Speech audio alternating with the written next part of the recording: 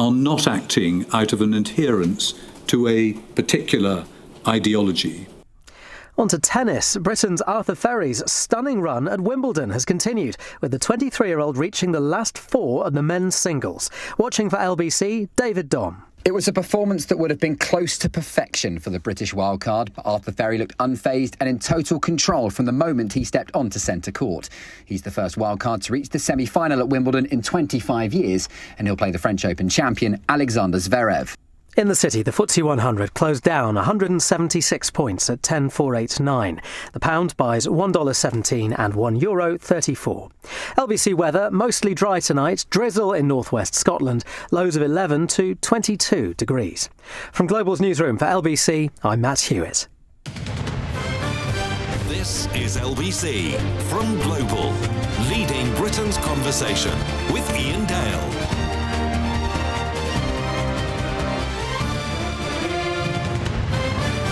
Hello, a very good evening. It's 7:05 on LBC. Welcome to the programme. It's Iain Dale here with you until 10.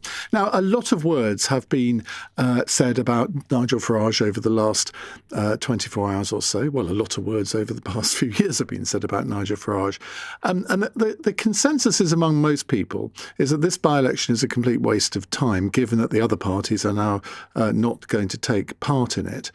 And we talked about that a lot last night, but one thought struck me today is that Nigel Farage and Reform are getting a lot of criticism for effectively costing the taxpayer £200,000 plus. That's what it costs to run a by-election, with the cost of hiring the polling stations, the counting clerks, the polling staff, and the mailings that have to go out via the post office for all of the different candidates. I mean, that's not a massive amount in terms of how much democracy costs, but it is still an extra cost. And I can understand why people are a little bit vexed about that. Now, Reform did offer to pay for the by-election, but that was rejected by the government, quite rightly, because I don't think you can't have a candidate or a candidate's party that's taking part in an election paying for the election. It doesn't pass the sniff test, does it? So I'm not surprised the government rejected that.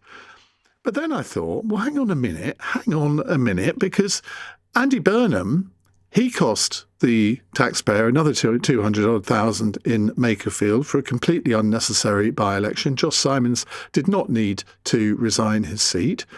And not only that, the fact that he's also resigned as Greater Manchester Mayor means there's going to be a by-election for the Greater Manchester Mayoralty, which that by-election takes place on the 30th of July.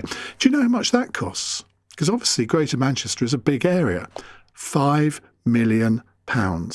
Now, strangely, the Labour Party hasn't come forward and said, we'll foot the bill for that. Obviously, that would have been rejected by the government as well. So I say that in jest, in a way. But effectively, these by-elections are costing the taxpayer £5.5 million. Now, as I say, I mean, that's not a massive amount of money when you think that the government spends over £1 trillion a year. But it all adds up, doesn't it? But why is it that Andy Burnham isn't getting a bit of stick for causing all of this? When you look at the Labour Parliamentary Party, there are over 400 Labour MPs, and not one of them is seen fit to become its leader to succeed Keir Starmer. They have to import someone from Manchester. Why isn't the electorate up in arms about that? And why isn't the electorate, frankly, up in arms about the fact that we're about to get a new Prime Minister and virtually nobody knows anything about what his plans are for the government? There's no real scrutiny of him because the only interview he did was this time last week on the Andrew Marr show, 20-minute interview, which you can't cover everything in 20 minutes. And we frankly still don't know what he'll do. We don't know who his cabinet are going to be. We don't know, will there be many changes from the existing manifesto commitments? So that's what I want to talk to you about over this hour. Why aren't you more angry about this? Bethany Dawson is here, LBC's political correspondent. On the sort of anger scale, how angry are you, Bethany Dawson? As always, I'm cool, calm and collected, Iain. But I have spoken to Labour MPs today talking about your anger on this issue. And indeed, we know that we can see from the texts that are pouring in that people are sort of unimpressed at this concept of essentially men calling by-elections because they want jobs. When speaking to Labour MPs about this, they say that the crucial difference here is that Nigel Farage has called a by-election so that he can stay in the same job he has, whereas the Labour Party, the Josh Simons resigned so that Andy Burnham could, in the eyes of supportive Labour MPs, essentially save the Labour Party. Yeah, descend from Mount Olympus. Fine. And we will see if he does that. The nomination's open tomorrow, and then we get MPs get to grill Andy Burnham on Monday. We get some of those first sort of tussles, as it were, with backbenchers and with MPs, in fact, from all levels. As I said, I was speaking to MPs, and one put it that the Makerfield by-election was in the national interest, whereas this Clacton by-election is in his interest. It's in the national interest. How do they justify that? If they think that Keir Starmer is doing a frankly awful job and running the country badly, and they can get someone else in to do a better job and run the country well, then they believe that's in the national interest. Of course, as you say, there are people raising their eyebrows that there wasn't someone within the 400-person cohort of Labour MPs that couldn't do a better job than Keir Starmer. However, they essentially frankly not that worried about this criticism. They believe, that Andy Burnham is going to prove that he is the best and was worth the cost of that by-election. I can almost guarantee that in 6 months' time, I'll be doing a phone-in with people complaining that Andy Burnham didn't get enough scrutiny before he became Prime Minister, because he'll announce some controversial policy that he wants to implement, and the electorate will say, well, we didn't vote for that. And they didn't. No. I mean, they voted for, of course, a Labour government with a very large mandate. And Andy Burnham has said that he will stick with the 2024 manifesto, which, by virtue of the majority the public gave Labour, is supported. Andy Burnham is in a really difficult position, frankly, because he is having to stick to a manifesto he didn't get elected on, he didn't sign up for exactly this reason, because he needs to show that he has a mandate, that he needs to show that he is essentially respecting the public's votes at the 2024 election. And that is why he is not doing things like, for example, talking about the triple lock, because it was within the 2024 election, 2024 manifesto to keep it until 2029. Bethany, thank you very much indeed. Jeff has texted in saying, oops, you've slipped again. Sonderkommando Dale has taken to defending his racist, homophobic buddy Nigel. Come on, get on board with Count Binface and let's show Nigel for the fool he's been. You have a chance to redeem yourself. I'm not sure that I've defended Nigel Farage There's a heart emoji so far. at the end. I know. Well, obviously they all love me, really, despite the abusive texts. But no, I don't think this by-election should be happening. I said so last night. I'm very happy to say it again. Somebody else says, what about David Davis in 2008? Yeah, I didn't support that either. I told him he was being an absolute fool when he rang me up to tell me what he was doing. So I'm not supporting these by-elections, but nor did I support the Makerfield one, because I didn't regard that as absolutely necessary. Well, Joe Powell is here, Labour MP for Kensington and Bayswater, one of the 400 MPs who isn't considered good enough to be Prime Minister, Joe. How can you defend this? Come on. How defend Makerfield? Well, defend the cost. I mean, £5.5 million. I think it is somewhat apples and pears. We know that Nigel Farage called this by-election because he knew there was a risk that he would be dragged to a by-election through a Standards Commissioner investigation that could have resulted in the Standards Committee recommending a more than 10-day suspension. He probably would have appealed that. We probably would have had a vote in the House of Commons, which would have gone through, and he would have been forced to have a by-election if the people of Clacton had signed a recall petition. So that was already in train. And we don't know how many investigations the Standard Commissioner has on running at the moment. Nigel Farage has confirmed there's at least 2 on the George Cottrell money and on the Harball money. There could be 2 others on properties and on conflict of interest with cryptocurrency policy. So that was happening irrespective. He's decided to go early, in my view, because he wants to avoid that scrutiny. I've worked on anti-corruption for a long time before being elected. That was my career, and I want to see standards upheld in public life in Britain. I hate to say it, there may even be another by-election following this by-election.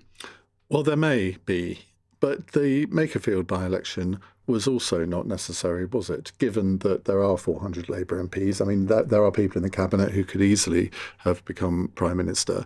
So it's costing the taxpayer more, and particularly with resigning the Greater Manchester Mayoralty, I mean, that is going to cost over £5 million. Now, I don't think it is comparing apples and pears. But when you mentioned David Davis, for example, and this Nigel Farage example, those are current sitting MPs triggering by-elections. Andy Burnham was not a current sitting MP. He wanted to come into Parliament. Now, of course, people might not want Andy Burnham to come into Parliament. They may not want him to become leader of the Labour Party and Prime Minister. That is up to them. That's a perfectly valid opinion. But he was seeking to come into Parliament, and that is the key difference. I'm not a fan. We've been campaigning in Gorton and Denton and Runcorn and Makerfield and now Manchester. I'm sure Labour MPs don't wish to continue campaigning in lots of by-elections, but there's a very different purpose to what Andy Burnham did than what Nigel Farage is doing. I know, but the common theme is that neither of them were absolutely necessary for the functioning of government or Parliament. Well, I would argue if you want to become Prime Minister, that is a huge objective to come in. I know, but you have to have a pretty big ego to think that you are going to be the saviour of the Labour Party, and you are better. You have better ideas. You have better policies than 400 Labour MPs. I mean, you lot must feel quite insulted by this, I would have thought. I mean, not really. I think there are lots of Labour MPs that would be credible candidates. I think Andy will be a very good Prime Minister, and I'm optimistic about it. But I don't really think that. I certainly haven't heard that from my colleagues. But isn't there part of you, though, that is a little bit uncomfortable that even you and your colleagues don't really know what he's going to do because he hasn't said what he's going to do? He made that speech last week, which was fairly broad brush about the economy and devolution. We have no idea what his foreign policy is. We have no idea what his defence policy will be. And he can say, well, we're going to stick to the manifesto. And you think, well, OK, but what's the point of getting rid of Keir Starmer if we're just going to do all the same things that he would have done? Well, he obviously has to provide detail on those areas that you mentioned. He's going to be Prime Minister in 10 days' time. Yeah, but he's said, as you've discussed, that the 2024 manifesto stands on the key commitments. So that is the fiscal rules, things like the triple lock, support for Ukraine. Those things are not going to suddenly change. There have been mistakes that have been made. Now, obviously, and as I said, my background is ethics and integrity. I was appalled by the Peter Mandelson situation. That was, I think, a big mistake. And I think Andy Burnham coming in will be able to draw a line under some of those mistakes and focus on delivering on what people really care about. And that's obviously what he's got to do. We have some breaking news, which will be of interest to you, Joe. Al Carnes has just confirmed he will not be running to become Labour leader. So it appears that the last hurdle, which could have stopped Andy Burnham from becoming Prime Minister, has fallen, unless you fancy getting 81 nominations. I think I might get one. If I nominated myself. No, I'm not launching a leadership campaign tonight. No, I think Al Carnes has done the right thing. It's a foregone conclusion. We should be honest with you. Well, it is. It obviously is. But I still wonder whether that's really the best thing either for the governance of this country or indeed for the Labour Party. I think the counterfactual to that would have been a drawn-out leadership campaign where we would have focused on ourselves over the summer, which would also have not been smart. Look, once the decision was made and, Keir made the decision to step down, my view was that we should do it as quickly and in as dignified a way as possible. And I think actually largely that has happened. I've had a chance to meet with Andy. I think most of the Parliamentary Labour Party has, to have, discussion and put forward ideas and so on. So he's doing the work behind the scenes. And I actually think it's the right decision not to name his cabinet before he becomes Prime Minister, because all you would have is endless speculation, even beyond what we already have. And that wouldn't have been very dignified either. Just finally, sitting in that chair yesterday was Richard Tice, the Deputy Leader of Reform. And when Andrew Marr broke the news to him that the Conservatives, Liberal Democrats and Labour were not going to stand, he did a brilliant chicken impression. Do you not think that in hindsight, and OK, we're only 24 hours on, but would it not have been a better idea for at least one of the parties to have stood? So there was a sort of anti-Farage candidate. I mean, OK, we've got Count Bimface, but I mean, it doesn't enhance democracy, does it? Well, what doesn't enhance democracy, in my view, is somebody trying to avoid scrutiny for their finances. And by the way, breaking news, I'm sure you've seen that the police are now investigating Robert Jenrick's finances. And we know from today that Richard Tice also has... And of course, Robert Jenrick will be presenting James O'Brien's show on LBC tomorrow morning. That might be an interesting listen. People can ask him about that. And Richard Tice has... Maybe I'll phone in Ian from Tunbridge Wells. And of course, Richard Tice, also huge amounts of money from the Cottrell family revealed today, and the subject of one of these suspicious activity reports that the National Crime Agency received. So there are many more layers to go. I think, we need full transparency. We're not going to have a by-election in Boston, are we? I want reform to be beaten at the ballot box, but that does not mean that you are not held account for basic standards in public life around who pays your way, who in whose interests are you serving? That is the main big question. But if you want them to be beaten at the ballot box, then surely you want Labour to stand a candidate against them in the by-election. Well, with the full facts, that's why I know people will find this idea quite strange that you could have immediately a second by-election. But to be fair, I think Ed Davey and Kemi Badenoch and Keir Starmer have all actually said the same thing. Like, if the standards... Leading to accusations that we had last night on the programme of the Uniparty. Well, I would rather ignore Nigel Farage to his own vanity project for 6 weeks and let it be the farce that it is, because the motivation for him calling this election was avoiding scrutiny.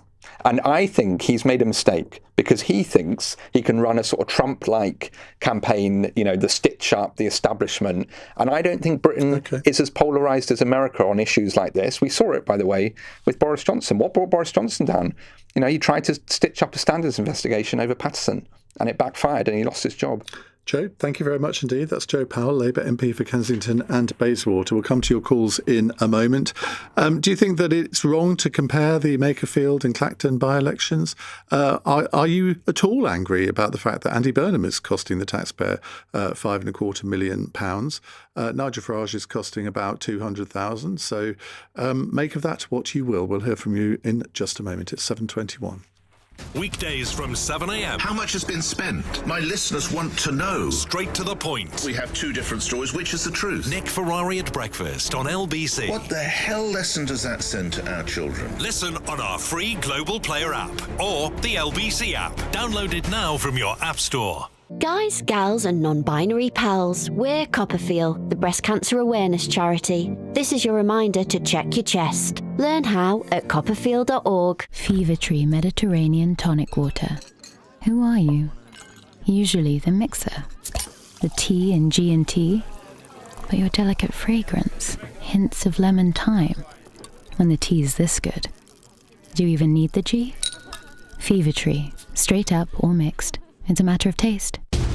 From Goldbank London, a safe and sound way to buy and sell gold. For buyers, you can buy from a wide range of gold and silver bars, coins, and themed collections to suit your budget. For sellers, you can get an instant valuation online and sell your goods easily, conveniently, and securely. Easy to buy, easy to sell. Start your journey in gold today. Visit goldbank.co.uk. This September, the world's top tennis players return to London for the 9th edition of the Laver Cup. From the 25th to the 27th, Team Europe face off against Team World at one of the capital's most iconic venues, the O2. It's your chance to see the biggest names, including Carlos Alcaraz, Alexander Zverev and Ben Shelton, with more to be announced. Get your tickets for an unforgettable weekend of tennis at lbc.co.uk. Iain Dale, text 84850. This is LBC. 7:23 on LBC. Jonathan has texted in to say, another cause for anger. Where is the outrage that Burnham will become PM several days after the House of Commons goes into summer recess and then luxuriate in number 10 for about 6 weeks without any scrutiny from Parliament? I suppose you can get very aerated about that, and I think it was probably the timing was organised by Keir Starmer to make sure that Andy Burnham would not have to face Parliament in his first few days. Right, let's go to John in Mill Hill. John, very good evening. Good evening, Ian. My point would be that Nigel Farage is in a job, resigns, and applies for the same job. It's totally different from what Andy Burnham has done and achieved in Makerfield. Well, is it though? Because Andy Burnham was in a job, Mayor of Greater Manchester. He promised that he would serve his full term when he was elected a couple of years ago, and has reneged on that promise. So I'm not sure that there is the difference that you say there is. Well, I think he's been in that position in Manchester for a long time, beyond 9 years. Yeah. Yeah, so he's done that job for a long, long time. And, the job he's applied for is a very different job. It's an MP, and then obviously it's led to his position as leader of the Labour Party. As we understand it, he's going to be that person, and Prime Minister. The thing about Andy Burnham is he's a great communicator. Unfortunately, Keir Starmer did some good things, but he wasn't able to communicate, and he was very poor at internal communication within his own party. That is also true. But let me put this to you. If you are a good salesman, and that's what you're saying Andy Burnham is, you have to have a good product to sell. You can't, and we don't know what his product is that he wants to sell yet. And I think that is where people can legitimately say, how is this democracy when someone can just float in as apparently the saviour of the Labour Party, the saviour of the Labour government, without telling us what he's going to do as Prime Minister? I hear what you're saying, but I also listened to Andrew Marr last week when he had Andy Burnham on. Yeah. And what I heard was someone who said he was going to have to stick to the manifesto, and then he'll have to build his own political manifesto for the next election. He'll have to run with what he's got. He can tweak things. He can do certain things within the rules, but he'll have to stick, A, to the fiscal rules, and B, to the manifesto, unless he wants to call an election. I think most people would be calling for an election if that didn't happen. So, and I'm calling you as someone who's only ever voted Tory, but I am so disillusioned with Kemi Badenoch as a politician that I could not vote for her. Oh, no, why is that? Because that's going against what the narrative seems to be, that she's actually doing rather well. Well, the reason I've made that decision, I've listened to some of her commentary at PMQs, and in particular what she said about pedo defenders to Keir Starmer on the doorstep. I think after the murder of 2 MPs in the last decade, I think she's an absolute disgrace to bring that up in a high-profile, highly publicised event where it could put people in danger. And I don't think that's the job of a leading politician to do that. I'm sorry, but the style just puts me off completely. So you're giving Andy Burnham a fair crack of the whip, which I think, frankly, we should all do. Yeah, I think, and I know it was only 20 minutes on Andrew Marr last week, but I think he set out a lot of things which made more sense in terms of some devolution, but some investment into the regions. And I also listened to a good podcast with the ex-chief of Legal and General, saying there's $6 trillion on the sidelines, ready to invest in upgrading, forgotten parts of Britain. And I think there's a lot that can be achieved with the right people in place. And Andy Burnham's talking about a 10-year plan. And the reason I think you've got to have that is this short-term, on-off politics. I mean, the triple lock should definitely be abolished. I'm coming up to pension age in 4 years' time. I can survive. Me too. But at the end of the day, I think it's a cost, and I think we should be putting people, more money back into employment opportunities for young people. Totally agree with you, but no politician, including Andy Burnham, is willing to even discuss it, which is, I think, an absolute scandal. John, thank you very much indeed. Let's go to Rob in Guildford. Hello, Rob. Hello, how you doing? You all right? Good, thank you. So I think we should give Mr. Burnham a chance, and I think the media need to be. I'm not directing this at yourself. I'm directing it as the media at a whole. You need to give him a bit of time, because it definitely felt with Keir Starmer. He was within a month, people were calling for his head, and what the country needs at the moment is a period of stability. We've had the last 10, 15 years where it's basically been a bit of a circus, to be honest. And, other international players aren't going to have much confidence in your country if you can't get your own house in order. Well, that is true. And it is true that we've had, I think he's going to be the 7th Prime Minister in the last decade, which is a record that you normally associate with Italy rather than Britain. I completely accept that. But the fact is that Keir Starmer was supposed to be that man, and they've turfed him out after only 2 years. Now, if Andy Burnham, and I think Andy Burnham will have a political honeymoon, which Keir Starmer didn't. Now, we can all think of the reasons for that, the winter fuel payment, the freebie suits and glasses and all the rest of it. That's the reason why he didn't enjoy a political honeymoon after July 2024. Now, will Andy Burnham? I think he probably will, actually. But I wonder if in October or November, when there's a big crisis in the country and people think he hasn't dealt with it in the proper way, whether people are going to think, oh, no, we've got to give him a chance. I don't think politics works like that anymore. Rob, are you there? That's very odd. That's the second time that's happened in 2 days. So I don't know what's going on with the phones there. We will look into it.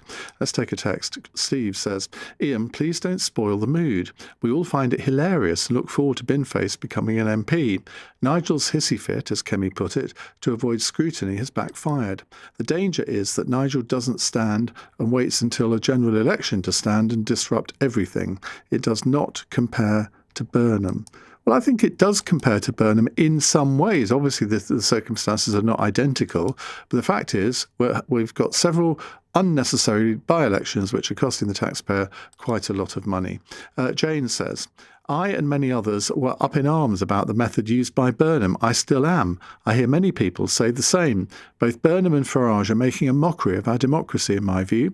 I think 3 weeks later, people are in acceptance mode, but there was absolute anger and negative comments. Well, we're going to get an update on what's happened in Ankara today at the NATO summit. As you can imagine, the President of the United States has had a few things to say. So we'll find out what they are in just a moment and take more of your calls on Andy Burnham and Nigel Farage. It's 7:30 on LBC. Matt Hewitt has the news headlines. Count Binface has told LBC he's quietly confident about the Clacton by-election. He's currently the only other prospective candidate in the vote Nigel Farage called for next month. The Reform leader's resignation so that he can stand again has been officially accepted. Sir Keir Starmer says people will have to be supported heading into the winter as the resumption of US strikes on Iran threaten to push energy bills higher. US President Donald Trump says America may attack again tonight, but he played down the chances of an extended conflict. And British wildcard Arthur Ferry has beaten Italy's Flavio Cobolli to reach the Wimbledon semi-finals. The 23-year-old entered the tournament ranked 114th. LBC weather, mostly dry tonight, drizzle in northwest Scotland, lows of 11 to 22 degrees. This is LBC. With over 50 years' experience, at Fidelity, we know the difference between investing and being invested. Investing is a transaction. Being invested is about the future you want to build. With our guidance, expert insights, and wealth of investment options, you can feel confident about your long-term goals. For ISAs, pensions, or advice, be invested with Fidelity. Go to fidelity.co.uk. Your capital is at risk. Terms apply. You can now get Sky, HBO Max, Disney+, Netflix and Hey You together in one subscription. So, ladies and gentlemen, boys and girls, take your seats on your sofas, brew your cuppers and turn your phones to silent. Because the world of ultimate entertainment is about to begin. Sit back, relax, and head to sky.com to find out more. Shh! It's starting! Requires Sky Stream and Sky Ultimate TV subscription. Minimum broadband speed of 30 megabits per second recommended. 18+. Ever notice how some things are just standard? Traffic on the M4. Standard. Meetings that could have been an email. Standard. But at Aon, our cars are driving the new standard. The new Aon V has rapid charging. Standard. Panoramic glass roof. Standard. 8 years servicing, 8 years MOT, 8 years roadside assistance, and up to 8 years warranty. Also standard, thanks to our Great 8 promise. Search Aon Auto to test drive today. T's and C's apply. Iain Dale on LBC.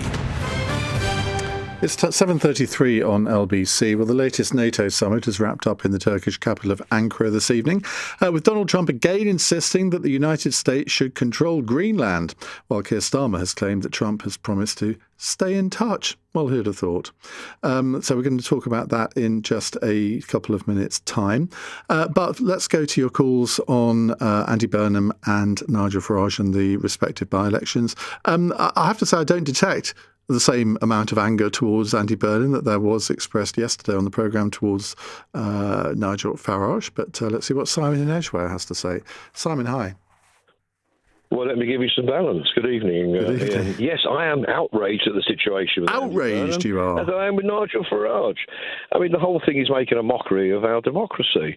It's interesting. I've been saying to people for a long time that if you look at Andy Burnham's record as the Mayor of Manchester, it's probably appalling. And in fact, interestingly, the figures coming out today show that homelessness have got incredibly worse.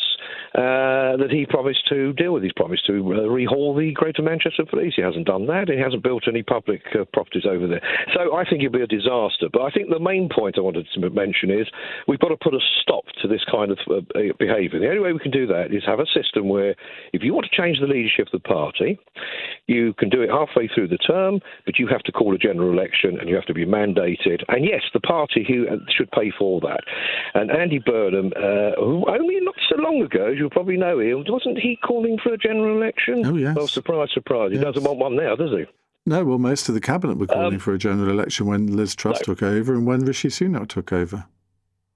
Absolutely. But this is, of course, different, isn't it, Simon? 400 MPs, 400 Labour MPs, you can't find someone to challenge him. Ridiculous. The system needs to change, Ian. We can't have this. We've had 6 prime ministers in as many years, and it's become laughable. So my opinion is put a stop to this, change the system. If you want to change the leadership of the party, you go to the people, be mandated. That's what democracy is about. OK, well, thank you very much indeed for that. Let's go to Lee. Was it Les? Les in Cambridge. Hello, Les. Yeah, hi, Ian. Well, actually, the things I've heard, I mean, I'm not from Manchester, obviously, I'm from Cambridge, but when I see people interviewed in Manchester talking about Andy Burnham, they all seem actually, he's done a good job. And he's achieved things. I think their metro system and what have you, he brought in, and they're all very pleased with it. Whereas Nigel Farage, what's his claim to fame in Clacton? Well, he would probably say, well, I'm not in control of Clacton. I represent Clacton. I don't run Clacton, whereas Andy Burnham did run Manchester. Trying to achieve things for your constituents. What's he achieved? Well, I don't know. That's for him to say, not me. Well, I'm suggesting he probably hasn't done very much. That's perhaps the subtle difference. And your comment about we don't really know, or somebody commented that we don't really know what Andy Burnham's plans are, what he really stands for. I don't know if it's any worse than knowing the plans, exactly what people intended to do for all those prime ministers of the last decade, and then they didn't do it. So, which is worse? So that's an argument for politicians going to elections and not actually going to say what they're going to do. I mean, it's ridiculous. Well, no, they do say what they're going to do, but they just don't do it. Well, Liz Truss would argue that she said what she was going to do and she did it and then got turfed out after 44 days. Yeah. Well, there's an exception, and that didn't work out well. No. But, so it does bring back, I guess, the trust in politicians overall and the system, and why people are a little bit fed up with our political system, really. I think part of the problem here is, and look, I wish Andy Burnham well. I hope he's a good Prime Minister. I hope that the country in 5 years' time is in a much better state than it is now. So I'm not trying to be downbeat. All I'm saying is that we can't be confident that that will happen, given that we don't know what he wants to do. So, and I think the problem we face then is if he doesn't really doesn't achieve what he sets out to do, and say he fails at all sorts of different things, I mean, then people really are going to have a cause to be angry, aren't they? Because they got rid of a prime minister who, I think hasn't been a good prime minister, but it may turn out that the grass wasn't greener on the other side, as is often the case. But obviously we don't know that yet. Lee, thank you very much indeed. Let's go to Jane Kinninmont, who is Chief Executive of the United Nations Association, who's been at the NATO summit in Ankara today. Donald Trump has been pontificating.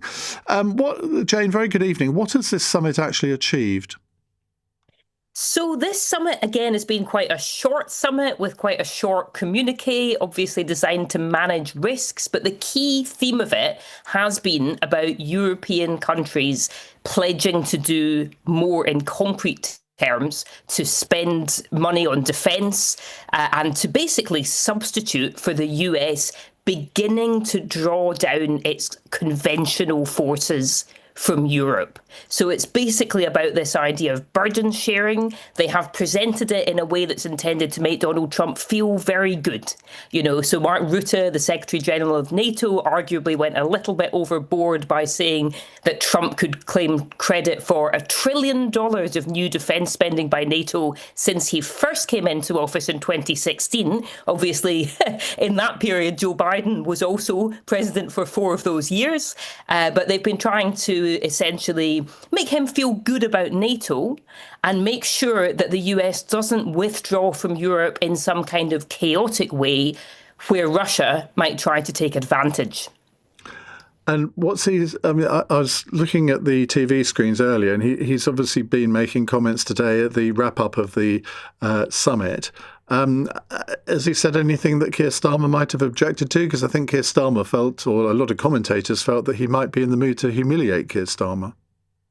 Yeah, it doesn't seem to have come out so badly for Starmer, but, a lot of the old buttons have been pushed that Trump has been pushing for the last couple of years. And I think Spain and Denmark have had the toughest time this time round because Trump reiterated his view that NATO had been terribly unfair in not giving him Greenland. And he also said various unpleasant things about Spain not being a good enough ally, etc.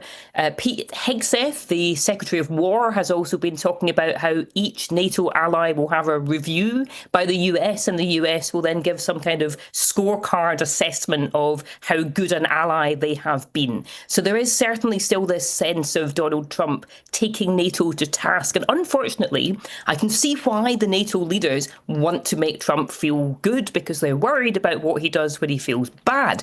But a lot of the rhetoric is making him feel vindicated. NATO is bending over backwards to say, we're spending more because you told us to. And so therefore he does tend to think, I'll give them a hard time and they'll pay a bit more. Jane, good to talk to you. Thank you very much. That's Jane Kinnenmont, Chief Executive of the United Nations Association. I always love texts which start off, I bet you won't read this out on air. This is from Lucy. Why are you supporting Farage's weak protests against investigation into his dodgy funds? I haven't. I mean, why is it that people sort of impute things to me that I've never said and don't believe? Of course he should be investigated by the Parliamentary Committee. I have absolutely no problem with that. Anyway, she continues, it's a Trump-mimicking farce, and all power to the Count. Burnham is a decent man who beat Reform, Restore and all the others together to get back into Parliament. Or are you just after a bit of crypto-laundered money from Posh George, etc.? Yeah, of course I am. I thought you had slightly higher standards than this, Iain. Yeah, I do. And that's why it's ridiculous to impute thoughts on me that I do not have, Lucy. Let's go to Robert, who is in Hawley. Hello, Robert. Hello, Iain. Good evening to you. Evening. Hi. Evening. I just want to say I'd just like 5,000 from George. Nothing else. That's all. I'm very modest. And, I don't mind it being investigated. Okay, all right. Okay. Second point is, these elections, and I realise that you're neutral on Nigel Farage's investigation. I was talking to your team, and both elections, I believe, are necessary, or at least I can totally see why Nigel Farage is doing it. Andy Berman's, election in Makerfield, really that was something like that was always going to be on the cards because, Sir Keir was elected with the lowest turnout for 130 years. He was sooner or later going to meet reality, and that sort of happened, and Andy Berman is sort of going to take over, and all the best to him. I do think that, some of the policies that Labour have made have been, crazy from the very start. Yeah, but the fact is they're going to continue with those policies. Yeah, I agree. So, So what was the point of it all? Exactly. Look, I'm just trying to not be a know-it-all about it, but I agree with you. I agree with you. I actually support the Conservatives at the moment. I think Kenny Badenoch has been doing a good job. But I do think she may have missed a beat on this with Nigel Farage. The reason that Nigel Farage has called this election, and I listened to his speech in full, is because, you have to take his word for it. A lot of people are going to be, it strikes me to begin with as, if I wanted to simplify it, as political jealousy. He's been given $5 million by someone, and that doesn't happen often. And I expect there's a certain amount of political jealousy involved, and they are probably just want to try and leave it to Binface to deal with. But I don't think that will work with the people of Clacton-on-Sea. They think about things a bit more. Well, we will soon see. I mean, it may be that there is a lot of anger in Clacton about the fact that there's an unnecessary by-election. I mean, if you, you're in Hawley. If you were facing a by-election, I suspect that you would get a bit fed up with your door being knocked on every 10 minutes of the day, the amount of leaflets that are going to go through your door, the fact that you'll be accosted by people like me in the street, in Clacton High Street for the next 6 weeks. I mean, it's never a particularly pleasant experience. Going through a by-election in a constituency. And a lot of people might get quite angry about that and think, well, you know what, this was not a necessary by-election. I'm going to, effectively spoil my ballot paper and vote for one of the fringe candidates like Count Binface. Well, Ian, I understand that, and I almost feel like a mediator between the Conservative Party and Reform at the moment. There will actually be a lot of people that actually treat it calmly. I've been to Clacton, funny enough, a lot of times. It's a lovely winding A road to get to it. There's beautiful beaches. I went there, funny enough, because Paul Banks was born there from Interpol. It's a band I like, and he was born to outward-looking corporate parents. Penguin publishing company have a very smart, elegant office just on the outskirts of Clacton. I like it as a place, and I've watched it change. But I think that the people of Clacton might just take this by-election quite calmly, and they might identify with the place that Nigel Farage is in right now, with their own frustrations of just getting things done, and just quietly calming voting in power. I'm still sticking with Kemi Badenoch because I don't quite fully agree with, I think Nigel Farage's concerns have been real for years and need addressing. But I'm not quite convinced on his direction of travel, to put it. That's all I say. But his principles, I think, is sound, and Westminster is embarrassed. OK, thank you very much, Robert. My main memory of Clacton is going on a day trip to Clacton at the age of 10 with my parents, and my dad saying, "Do you want to go on the roller coaster on the pier?" I stupidly said yes, and I remember howling my eyes out the whole way through, and I've never been on a roller coaster since. Just to tell you, coming up at 8 on Cross Question, we have former Gogglebox star, Labour councillor Josh Tapper, Jonathan Bartley, former co-leader of the Green Party, Camilla Turner, political editor of the Sunday Telegraph, and Joe Gideon, campaigner, social commentator and former Conservative MP. You're listening to LBC. I'm Iain Dale. It's 7:46. Nick Ferrari at breakfast on LBC. Nigel Farage in a move which most commentators are saying is simply capricious. Kemi Badenoch, the leader of the Conservative Party. What Nigel Farage is trying to do is distract from the fact that he didn't follow the rules, didn't declare a £5 million gift when he should have done. We'll come to your views now. There's people starving out here, and the way they're all carrying on, it's just disgusting, and I'm ashamed. There's a lot of jealousy and hypocrisy about him, but he's brought a breath of fresh air into politics. I would certainly think it would be fairer and not so slippery if he would have waited for the result of the investigation into his finances. They're not standing because they want to avoid the humiliation of another lost deposit. Nick Ferrari at breakfast. Back tomorrow morning from 7. Listen on our free Global Player app or the LBC app. Imagine sweeping through green fields, floating 5 feet above ground.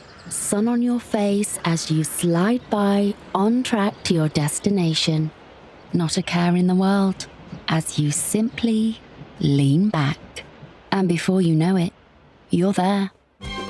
This is how travel should feel. And on our trains, it does. Avanti West Coast. Feel good travel. Honey, there's something wrong with my eye. Is it itchy? Is it dry? Someone poked you in the eye? Is it gunky? Is it gooey? Is it sticky at the side? Is it pink? Is it red? Some discomfort in your head? Dodgy eyes are the worst. Don't waste time. Call Specsavers first. It's icky? If you've got an eye problem, call Specsavers and speak to an expert. If necessary, we have urgent appointments set aside. We provide NHS eye health services across London. See eligibility and postcode criteria online or in store. Take summer by storm with Kia.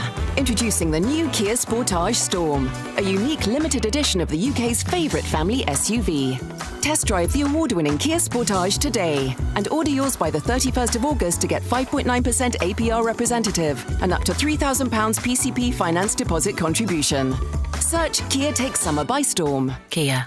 Movement that inspires. T's and C's apply. Kia Finance. To verify, visit kia.com/UK/favourite. When your husband's got his heart set on making the doer upper open plan, enjoy every thudding second of it.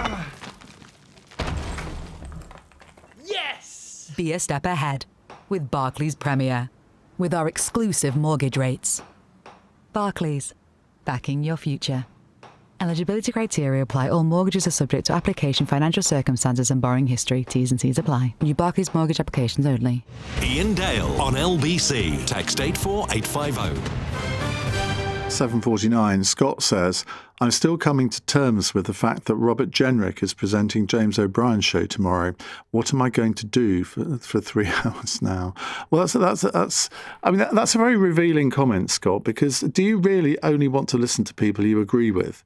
Because I think it indicates a bit of a closed mind if you just want to live in some sort of echo chamber.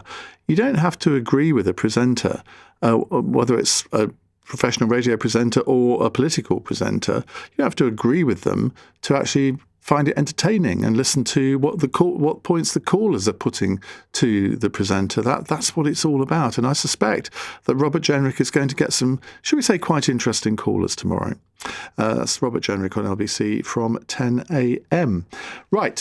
Over at Wimbledon, British wildcard Arthur Ferry has won his quarter-final in straight sets to become only the fifth British man to reach the semi-finals in SW19 in the Open era. Now, even if you're not interested in tennis, this is a major sporting achievement. Flo Clifford is sports reporter for The Independent and joins us from the All England Club.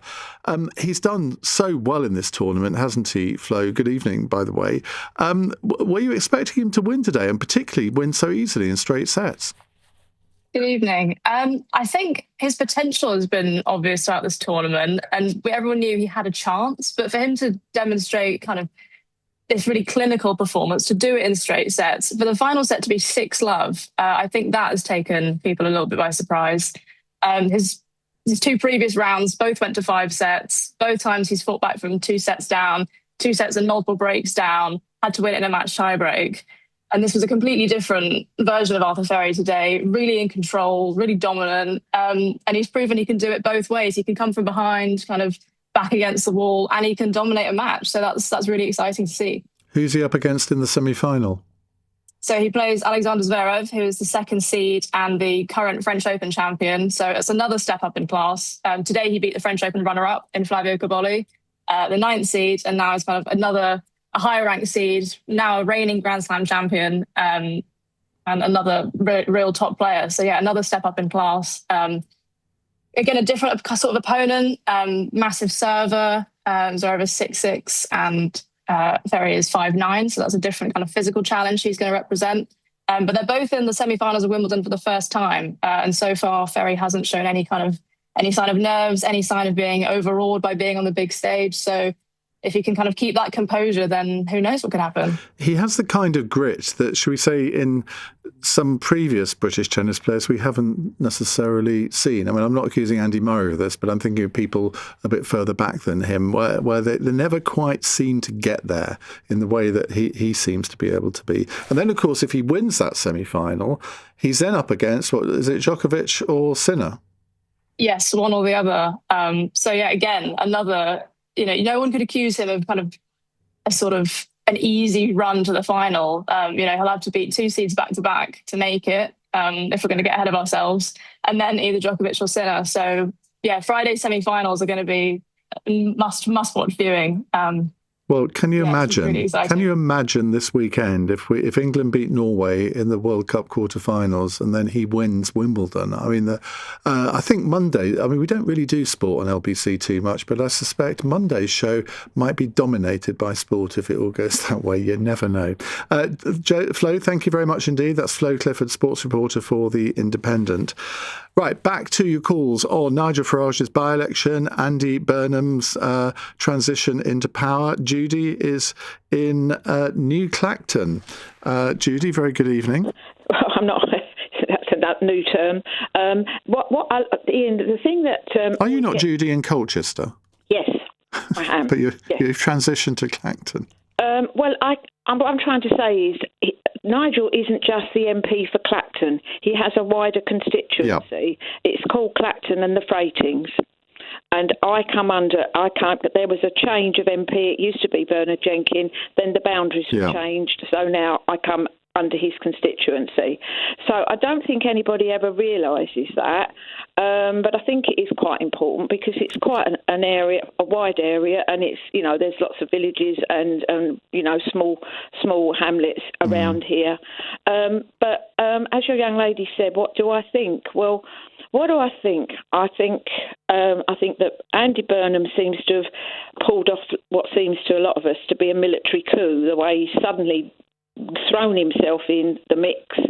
It's not a military coup, otherwise the tanks would be on the streets, Judy. It's a political coup of sorts. Well, a political coup, then whatever it is, it feels like it's a coup.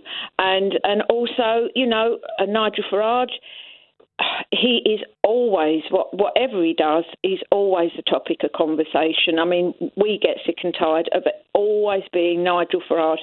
There's so many other things that go on, but, he's an easy target, whether you like him or whether you don't. He is an easy target, and I think people, it's not just me, I have a wide group of people in my circle here, and, I'm not just the only one who feels like that. We are sick and tired of all the talk. Sometimes you turn LBC on and it's again another discussion about Nigel Farage, and there are other things that need to be talked about. And I'm just one of many that just, and what's going to happen with Andy Burnham and all that's going to happen, Ian, I dread to think, quite frankly, and our hospitals are still in an awful state, and our doctors' surgeries are all full. That's what we worry about. That's what we worry about in our village, the fact that there are no new, we've got more and more houses like everywhere else, but no more infrastructure. The doctors are bursting at the seams. That's what I call decent, ordinary, everyday people, that's what worries them. That is the nub of it, as far as I'm concerned, and a lot of people. Be it right or wrong, Andy Burnham, Nigel Farage, who's going to come along on a white charger and change that particular thing? That seems to be Andy Burnham's main selling point, doesn't it? Well, we will soon see. Judy, thank you very much. Marita is in Lambeth. Hello, Marita. Hey, Ian. How's it going? Good, thank you. What would you like to say? I was so happy to hear your introduction to the show this evening, because I think you're one of the few people who've been asking the question of how has this all happened and what is the big difference.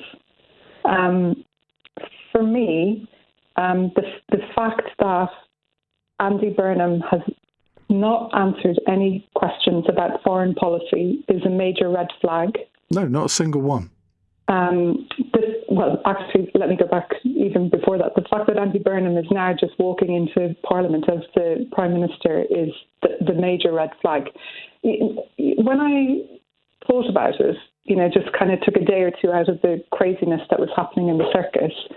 If you remember everything that happened with Mandelson and the kind of uncovering of all of his reports and him, been removed as the ambassador, everybody stood around and looked at each other and said, oh, how did we get to this stage? How did we allow him to be appointed ambassador? And this, to me, smacks of the exact same thing.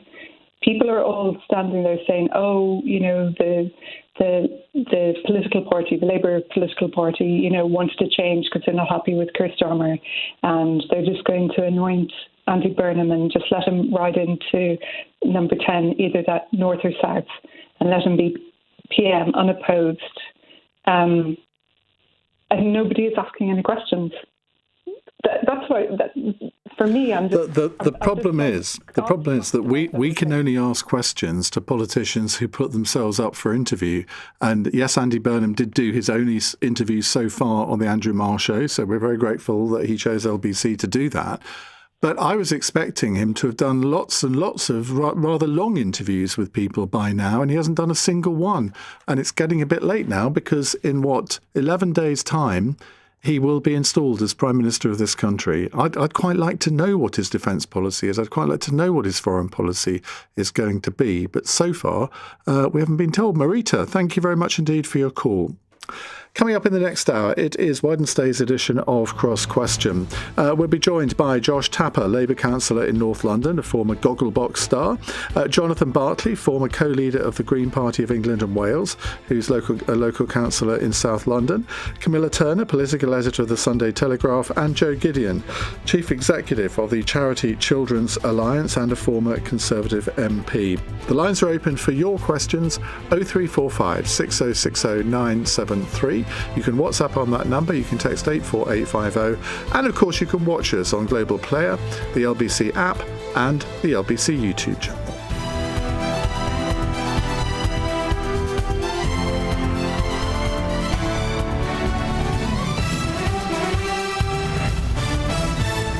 On your radio, on the LBC app, and Play LBC. Leading Britain's conversation. This is LBC. From Global's newsroom at 8 o'clock, Nigel Farage has officially stepped down as MP for Clacton, looking for vindication from constituencies after coming under pressure to explain his finances. None of the other parties, though, are standing in the resulting by-election, meaning his only opponent is likely to be Count Binface. The Chancellor, whose job it was to grant the resignation request, says if the Reform leader wants to spend the summer arguing with a bin, she won't stop him. Joe Powell, Labour MP for Kensington and Bayswater, told Iain Dale on LBC this evening that the whole thing is a farce. The motivation for him calling this election was avoiding scrutiny. And I think he's made a mistake because he thinks he can run a sort of Trump-like campaign, the stitch up, the establishment. And I don't think Britain is as polarised as America on issues like this. Mr Farage denies any financial wrongdoing. Meanwhile, former Defence Minister Al Khan says he'll be backing Andy Burnham in a Labour leadership contest. Nominations open tomorrow, though Mr Khan's was the last public threat to the man expected to take over as Prime Minister. Donald Trump's claiming a ceasefire with Iran is over. The US president's hinted at fresh strikes, saying his forces will probably attack again tonight. Iran's reportedly responded with a threat to close the vital Strait of Hormuz. Robert Wilkie is a former Minister for Veterans under Trump's first administration and told LBC he thinks there's only one way this conflict will end. If there is a massive strike from the strategic bombers of the United States Air Force and the plans that we created in conjunction with Great Britain back in the 1980s are put into effect, where American soldiers take those islands in the Persian Gulf and create a cordon where we can begin bringing tankers through as we did in the 1980s and opening up other means of getting that oil out. The second phase of the inquiry into the Southport attacks has started and is examining how to deal with people who pose a risk of extreme violence. Its chairman says young people must be diverted from the thoughts that motivated the murderer of 3 young girls. And 3 men have been jailed for more than 5 years after stealing almost £1 million worth of the weight loss drug Mounjaro. They broke into a distribution centre in St Albans through an air conduct. In the city, the FTSE 100 has closed down 176 points at 10,489. The pound buys $1.17 and €1.34. LBC weather mainly dry tonight. Drizzle in the northwest of Scotland. Lows of between 11 and 22 degrees. From Global's newsroom for LBC, I'm Daryl Jackson. This is LBC from Global, leading Britain's conversation. Cross Question with Iain Dale. Very good evening. It's 8 on LBC. Welcome to Wednesday's Cross Question. On the panel with me, to my left, Joe Gideon, former Conservative MP, now Chief Executive of the charity Children's Alliance. I guess it does what it says on the tin, but we'll find out in a moment. Next to her is Josh Tapper, Labour councillor in North London. If you're watching on the stream, you'll recognise him if you watch Gogglebox, although you haven't been on it for years, have you? Long time. I mean, I keep introducing you as that, but to my right, Camilla Turner, who I don't think has ever been on Gogglebox, but she's political editor of the Sunday Telegraph. And next to her, Jonathan Bartley, former co-leader of the Green Party of England and Wales and a local councillor in South London.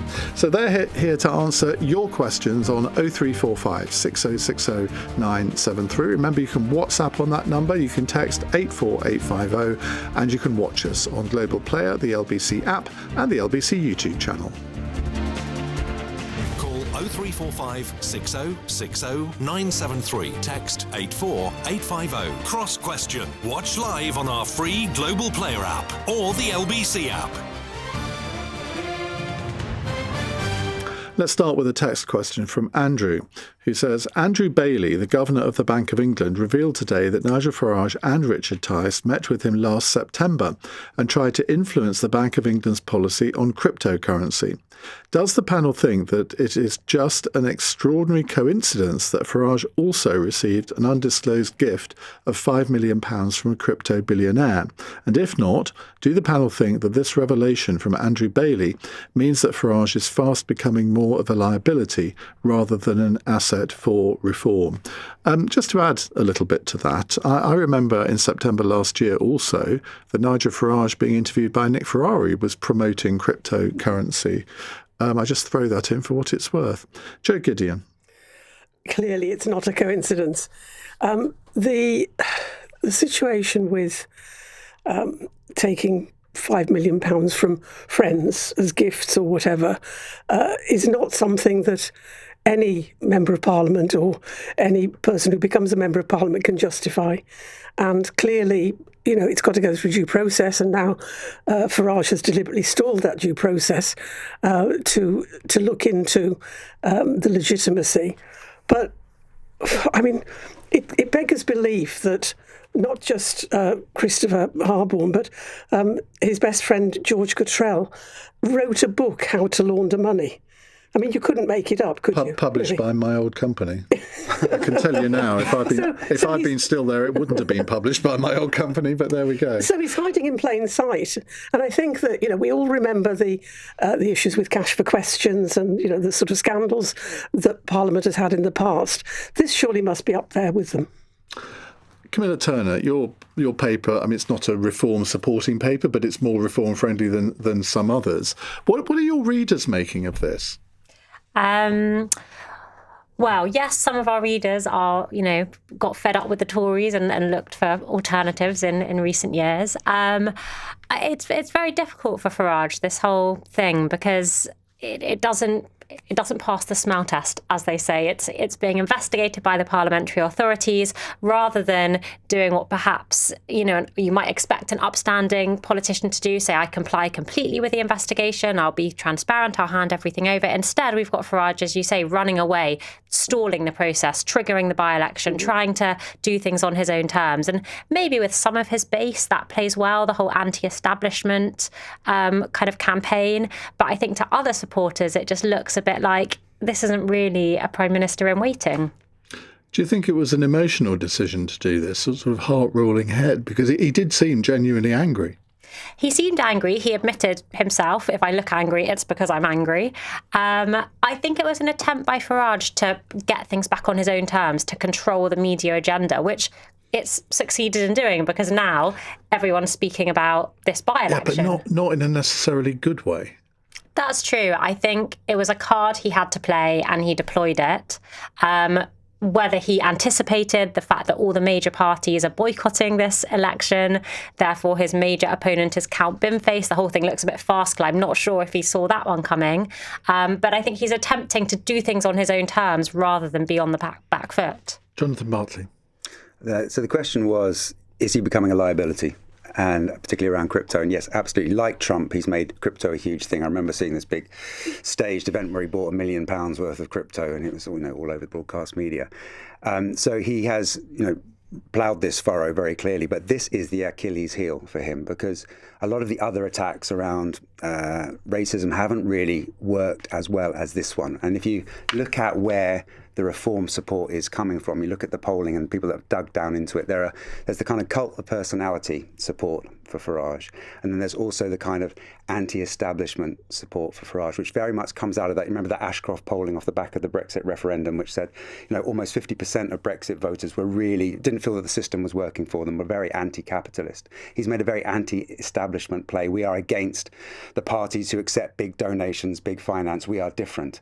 And this has come home very, very hard with that core support, half his core support, to be embroiled in a scandal around crypto, around 5 million. This is really going to hurt. And I think this is why we're seeing the quite desperate measure in the by-election and it backfiring spectacularly already. I think this could well be the decline of Farage and the decline of reform. He is a liability for reform, and I think reform are going down. Has the Green Party announced yet whether it's putting up a candidate? It's a decision for the local party, and the local party has announced that it's not putting up a candidate. Yeah. Okay, Josh Tapper. Well, I think desperation is the perfect word, really. And this is a man who claims to be the man of the people. He's anti-establishment, but then shows that he's covered in all this sleaze that he's been calling out from other parties over the last however many years. And as others have said, now he's on the brink of it. And the act that he conducted yesterday, calling the by-election, I think is farcical.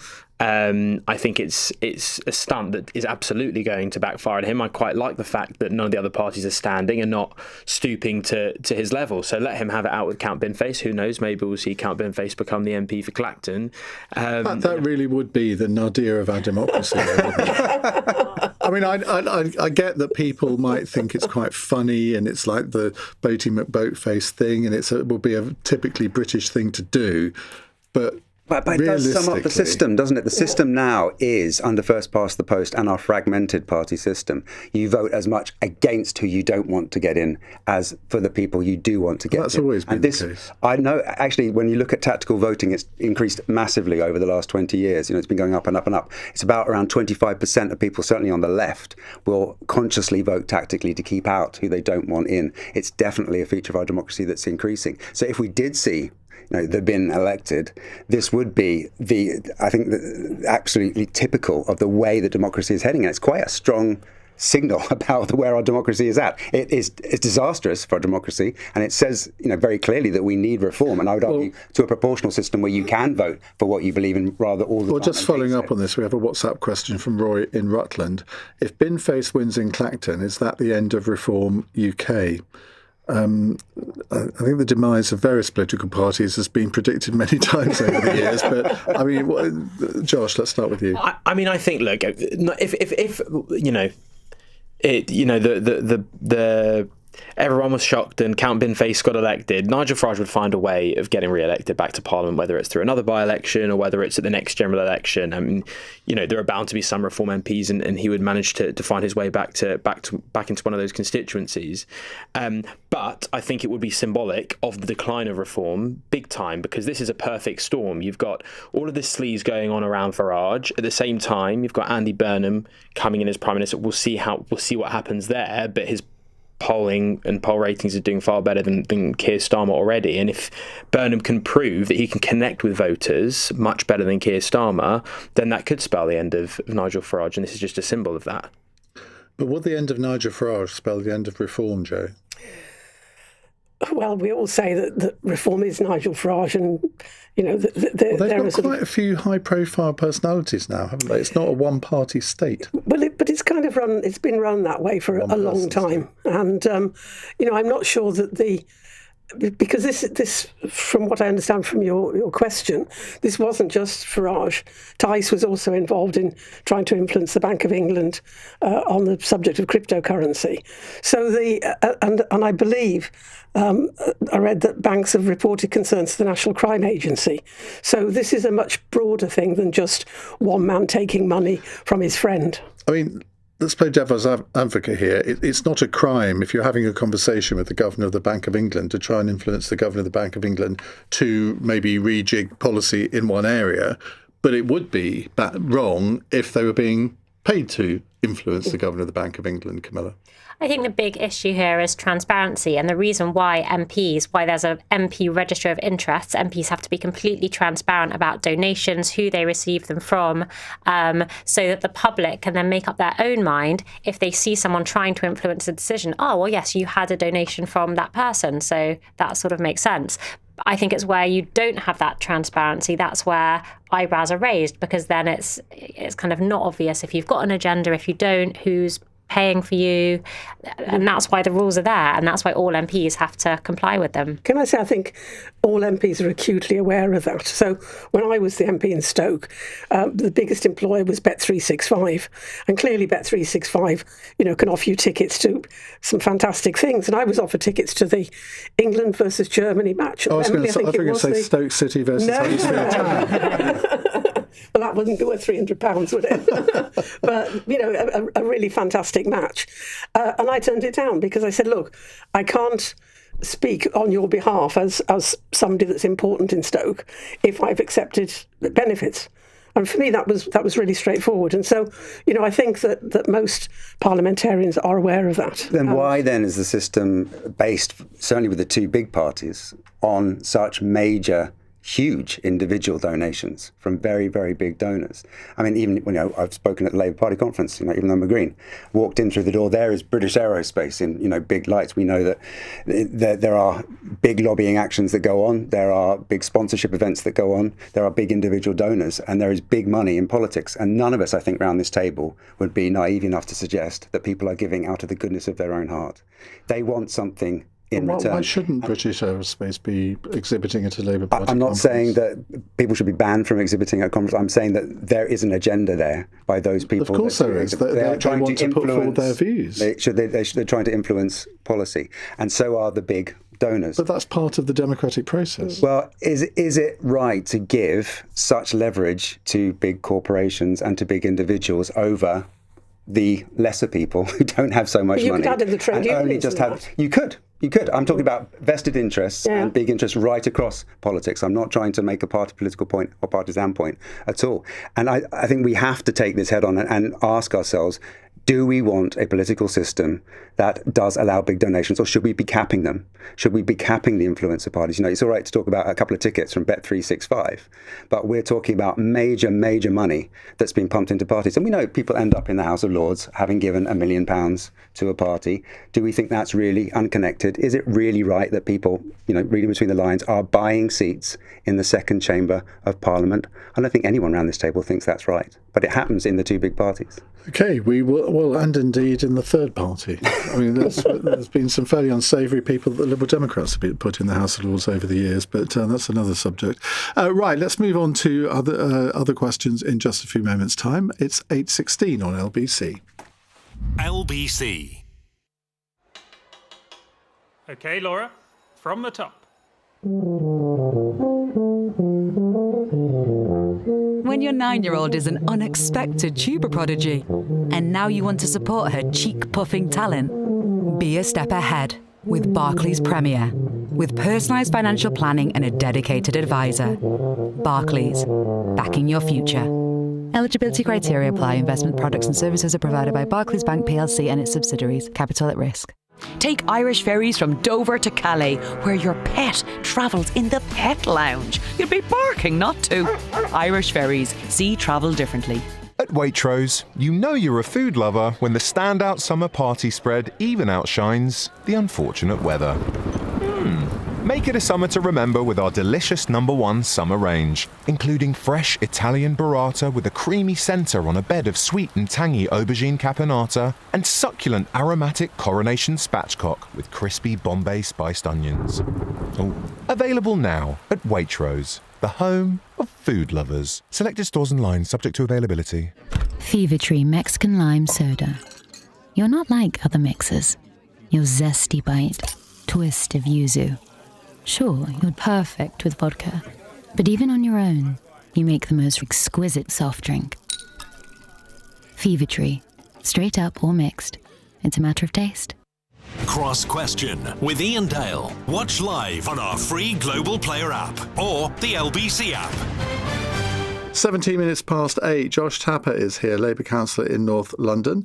Where in North London are you a Labour councillor? Barnet. Very North London. Yeah, no, that went back to the Conservatives, didn't it? No, it's 31 Labour councillors and 31 Conservative councillors. It's Labour and minority administration. There's one Green there as well.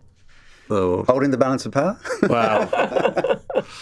Jonathan Bartley is a Green Party councillor in South London. Is it Lambeth? Lambeth, yeah, and we're running the council. How's that going? It's a very strange situation to be in.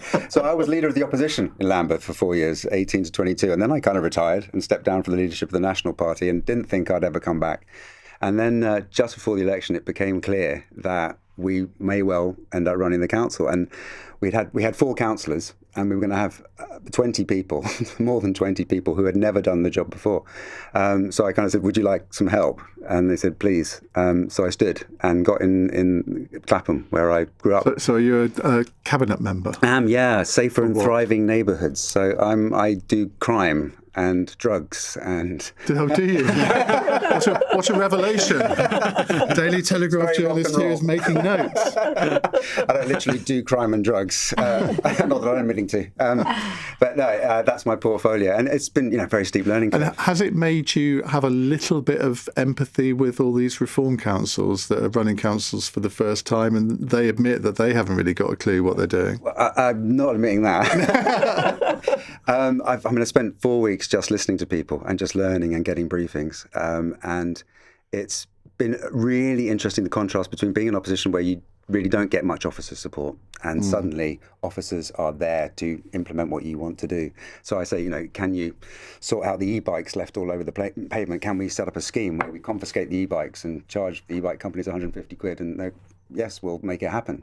And, that's fantastic. If only national government worked like that. Camilla Turner is here, political editor of the Sunday Telegraph, and Joe Gideon, chief executive of the charity Children's Alliance, which we'll talk to you about that a little bit later. Right, a WhatsApp question from David in Eastbourne. Why was it OK for Andy Burnham and the Labour Party to abuse the election process by forcing a by-election for their own gains, but now not OK for Farage and Reform to do exactly the same? Josh Tapper, you can see the logic of that. Well, no, I can't really. I mean, yes, we live in a parliamentary democracy, and so people are free. MPs are free to do what they like in that regard. But in Makerfield, there was a clear goal and objective, and it was getting a new MP into Parliament so that he could become leader of the Labour Party. But there didn't need to be a by-election. That's the point. And that Josh Simons did not have to resign his seat. And therefore, there is a similarity here. You're absolutely right.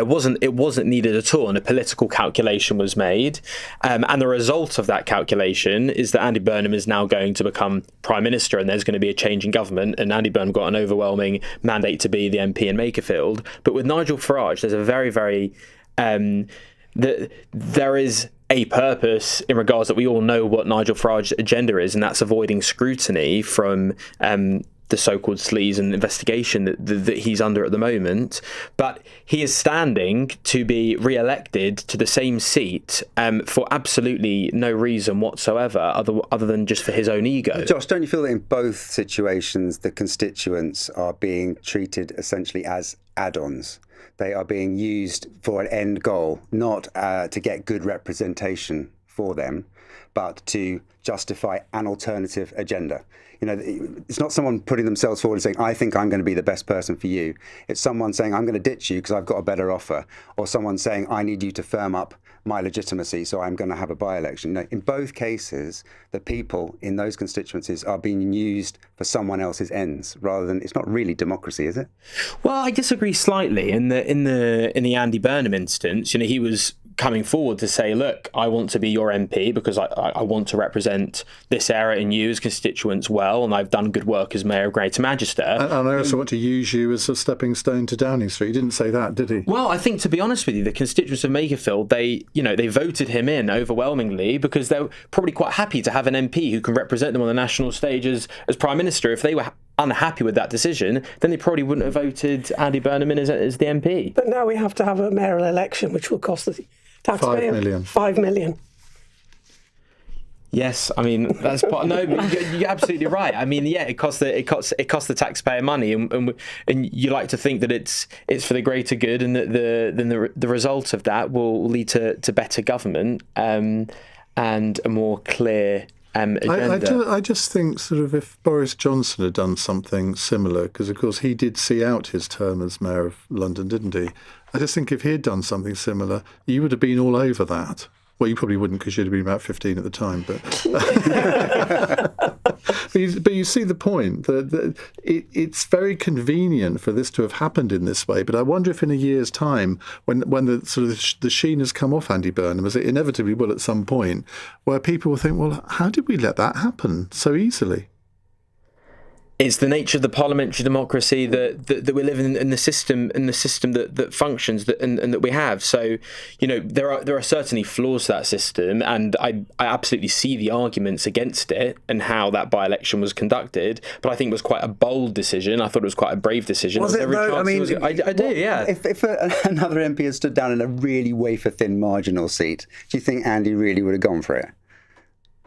Well, I think this was quite wafer thin in the sense that this was one of Reform's top target seats. It was I think they had one of the highest votes there, that they were in second place from the last general election. On a normal day, Reform should have absolutely won that seat. I mean, I think that if it was any other Labour candidate other than Andy Burnham, he probably would have lost it. But we held on to it convincingly because they were happy with his work as Mayor of Manchester. Okay. Camilla. I guess to be fair to Andy Burnham, it wasn't like it was a secret that he wanted to become Prime Minister. So I don't think he was kind of deceiving the people of Makerfield in that sense. Well, he deceived the people of Greater Manchester, didn't he? Because when he stood to be re-elected as mayor, he said he would serve out a full term. Yeah. What he should have done was stand as an MP at the last general election. Yeah, that's it. But then he didn't know Keir Starmer was going to be so awful. Yeah, and I think all these things, it's just the political mood, isn't it? It's reading the room. Is there a political mood is the country going to be outraged that Andy Burnham wants to stand as an MP? Probably not, because everyone's kind of mood is, let's give another Prime Minister a shot because it's not working out so well with Keir Starmer, is it? So I think that's the kind of mood. And I think if people... if Labour hadn't had such a bad defeat at the local council elections, and that kind of showed it wasn't just MPs who were grumpy and annoyed with their leader, it was also like people at the ballot box. I think all these things just meant that the path for Andy Burnham didn't meet that much resistance. David says, why on earth have you not got Count Binface on your show?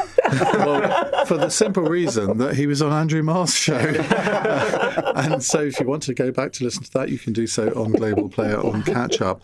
Right, Stephen in Ipswich says, will Burnham make a good Prime Minister in 12 days' time? Sorry, I do apologise. It's a caller. Stephen, I misread. Apologies. Do you want to repeat the question I've just said that you're going to ask? Yes, sorry. Will Andy Burnham make a good Prime Minister in 12 days' time? And also, Count Binface, the reason why I think he's good, because he is now nationalising the singer Adele and bringing back the classic CFAX teletext service. Also forcing Thames Water executives to take a physical dip in the British rivers. Right, well, there's a lot to cover there. Camilla, let's start with you. Well, he can't be any worse than Keir Starmer, can he? Oh, he could be. I mean, it is possible. But he's got the gift of the gab, and that does count for quite a lot, doesn't it? He's got a bit of charisma, and I think, that gets you somewhere in politics. Even if he's got the same difficult financial constraints and the country's in a mess, at least doing it with a smile on your face and making it look like you're kind of enjoying it, or having a vision, leading people, having the respect of your own MPs. I think over time, Keir Starmer just lost all these things, and it made it kind of impossible for him to lead his own party, let alone the country. So I think having a fresh face, come in and give it a shot, as you say, maybe the sheen will come off pretty quickly, but I think he's got a few months of goodwill, at least certainly from within his own party, to try and prove it was all worth the hassle. Jonathan? I mean, we just don't know, do we? Because he hasn't done, hardly any interviews at all. He has to have a political strategy, and it all hinges on that. Is he going to try and win back the voters lost to Reform? Is he going to try and win back the Greens? the voters that used to vote Labour are now gone green. I mean, if he does try that, he's going to have to come up with something pretty impressive, and I don't see any sign of that. I see him already kind of backtracking on around Thames Water, for example. Originally there was talk of nationalisation, now it's kind of government control, not really full nationalisation. He's not calling what happened in Gaza a genocide, and that was a big thing for people that came to the Greens. So, where's the new economic vision? Where is the wealth tax, which many people came to the Greens for and to support? I don't think he's bold enough to do that. So I totally accept he's an upgrade on Starmer in terms of communication, but Labour do need something than a better communicator. They need some substance there, and there is no sign of that substance, and I can't really see it coming forward with Labour in that particular position at the moment. Joe? So people say he's personable, and I guess, that's the best you can say, because we don't know really what he's going to do. He is. He's a nice guy. He's a nice guy. You see this sort of hail fellow, well met, and that is Andy Burnham. I mean, if he walked in this studio now and had to chat with us all in the break, we'd all think, what a nice guy. But nice guys don't make good prime ministers. Well, they can do. Name me one. John Major. David Cameron. Well, that's good that you think that both John Major and David Cameron are good prime ministers. But I think David Cameron was a good prime minister. Yeah. I'm just saying John Major was a good guy for charity. Just being a nice guy, you have to have policies. And clearly he's not coming in with his own mandate to do whatever he likes, because he said he'll stick to the Labour manifesto. Now, given that the Labour manifesto has not proved popular with the great British public, and given that he will either have to raise taxes or make cuts, and none of his backbenchers will let him make cuts, and nobody wants him to raise taxes, he's stuck between a rock and a hard place, isn't he? Josh Tapper. There's no question that he's going to come in and have a lot of the same challenges that the current government have in terms of a difficult international global outlook and economic environment. But I think it's a very good start where he comes from. And the thing with Burnham that I'm excited about is that he wants to come in and actually clean up politics and do politics a bit differently.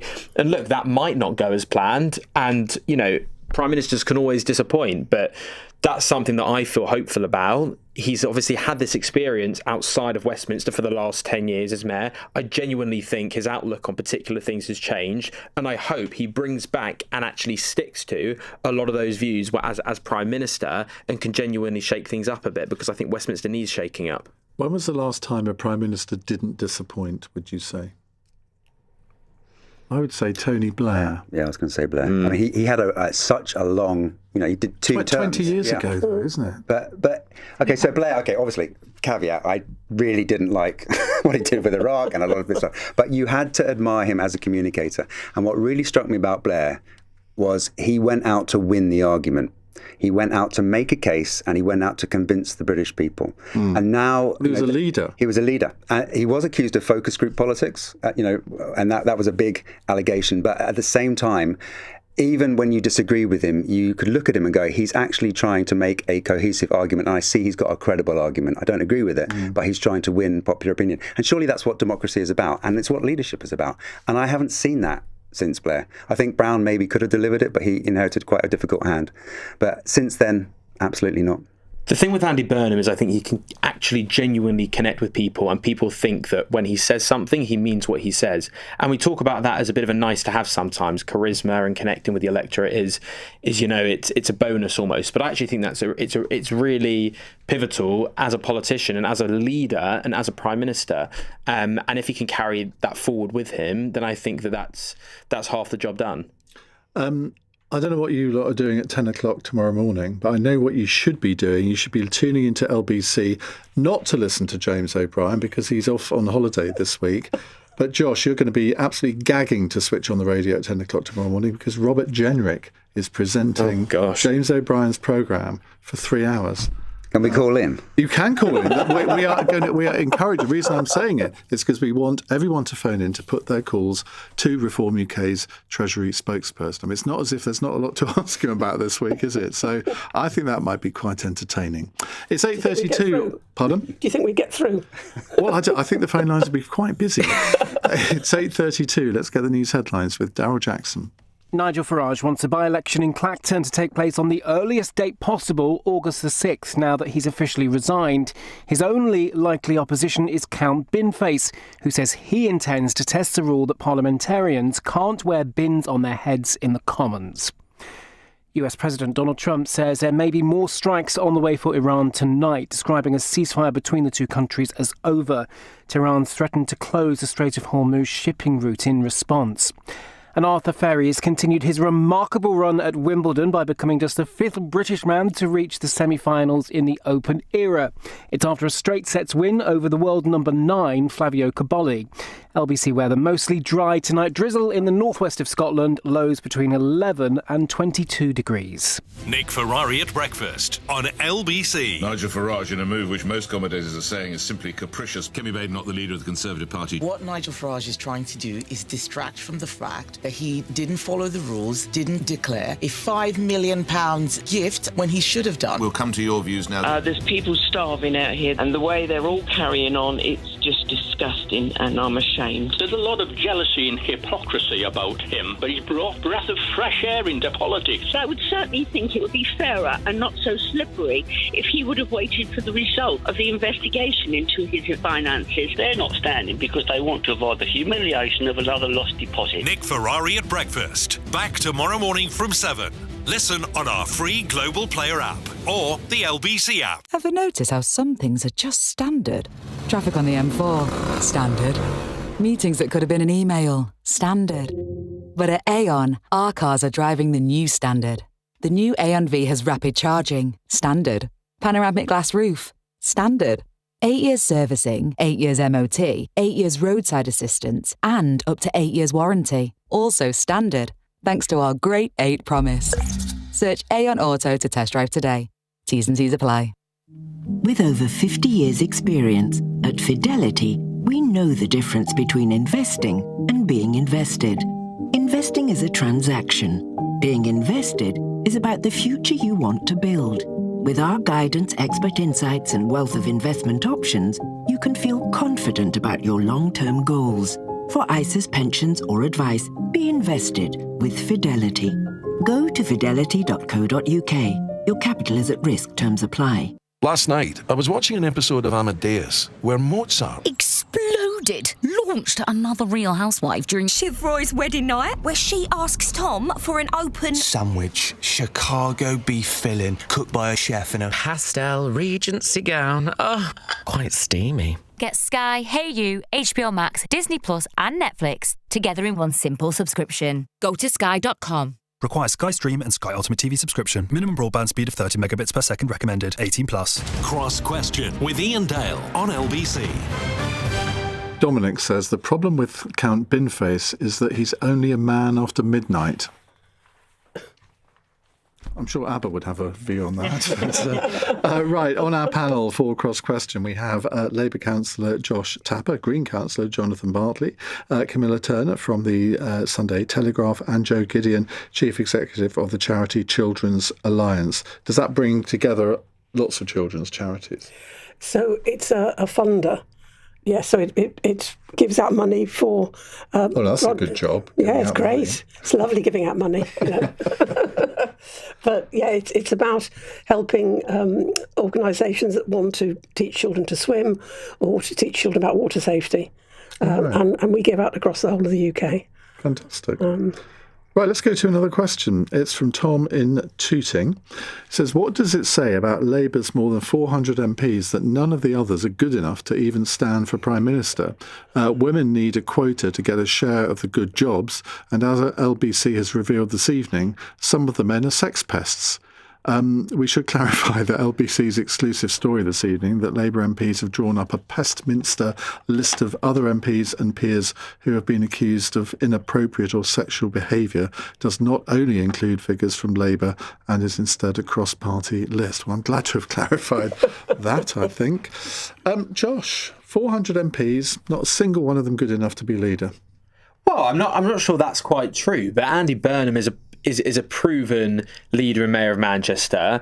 I wouldn't so much as say that there isn't the talent within Labour front bench or backbenchers, but it's more that the people knew what they wanted, and they wanted Andy Burnham as Prime Minister. He's someone that there's only so many people that, quite frankly, will be able to take on Reform and Nigel Farage at the next election. It's going to be a challenge, and Andy Burnham is someone that can connect with the public and hopefully can put the country on a path that believes at the next election that Andy Burnham-led Labour Party is the government that they want to see and continue to govern. Doesn't Labour have a woman problem, though? I mean, there are some talented women at the top of the Labour Party. There's never been a female Labour leader. I mean, Harriet Harman was acting leader for a time, so was Margaret Beckett, but neither of them stood in the real contest. Why is it that after 120 years of existence, Labour has had no female leaders and the Tories have had 4? Yeah, I've got no idea. It's clearly something that Labour shouldn't be proud of. I mean, yes, it would be great to have a woman leader, and I really hope that moment comes soon. I think that first and foremost, we want the right leader for the right time. I'm not saying that there isn't anyone talented women, or of any background in the Labour Party. It's clearly an internal issue that somehow, and a cultural thing that needs to shift and needs to change. But you also don't want to kind of force it, to stop the right person, i.e. Andy Burnham, this time round from becoming leader. But yes, I mean, it's certainly not something to be proud of. But what's he got this time round that he didn't have in 2010 or 2015? I think politicians can grow, in different roles. And he was someone who he was health secretary under Gordon Brown, and then on the shadow front bench under Labour. He'd just been a Westminster politician in a very, very different political environment. And I think that as he's become mayor, I think he's grown politically and in confidence and in his leadership skills. And I think that counts for something.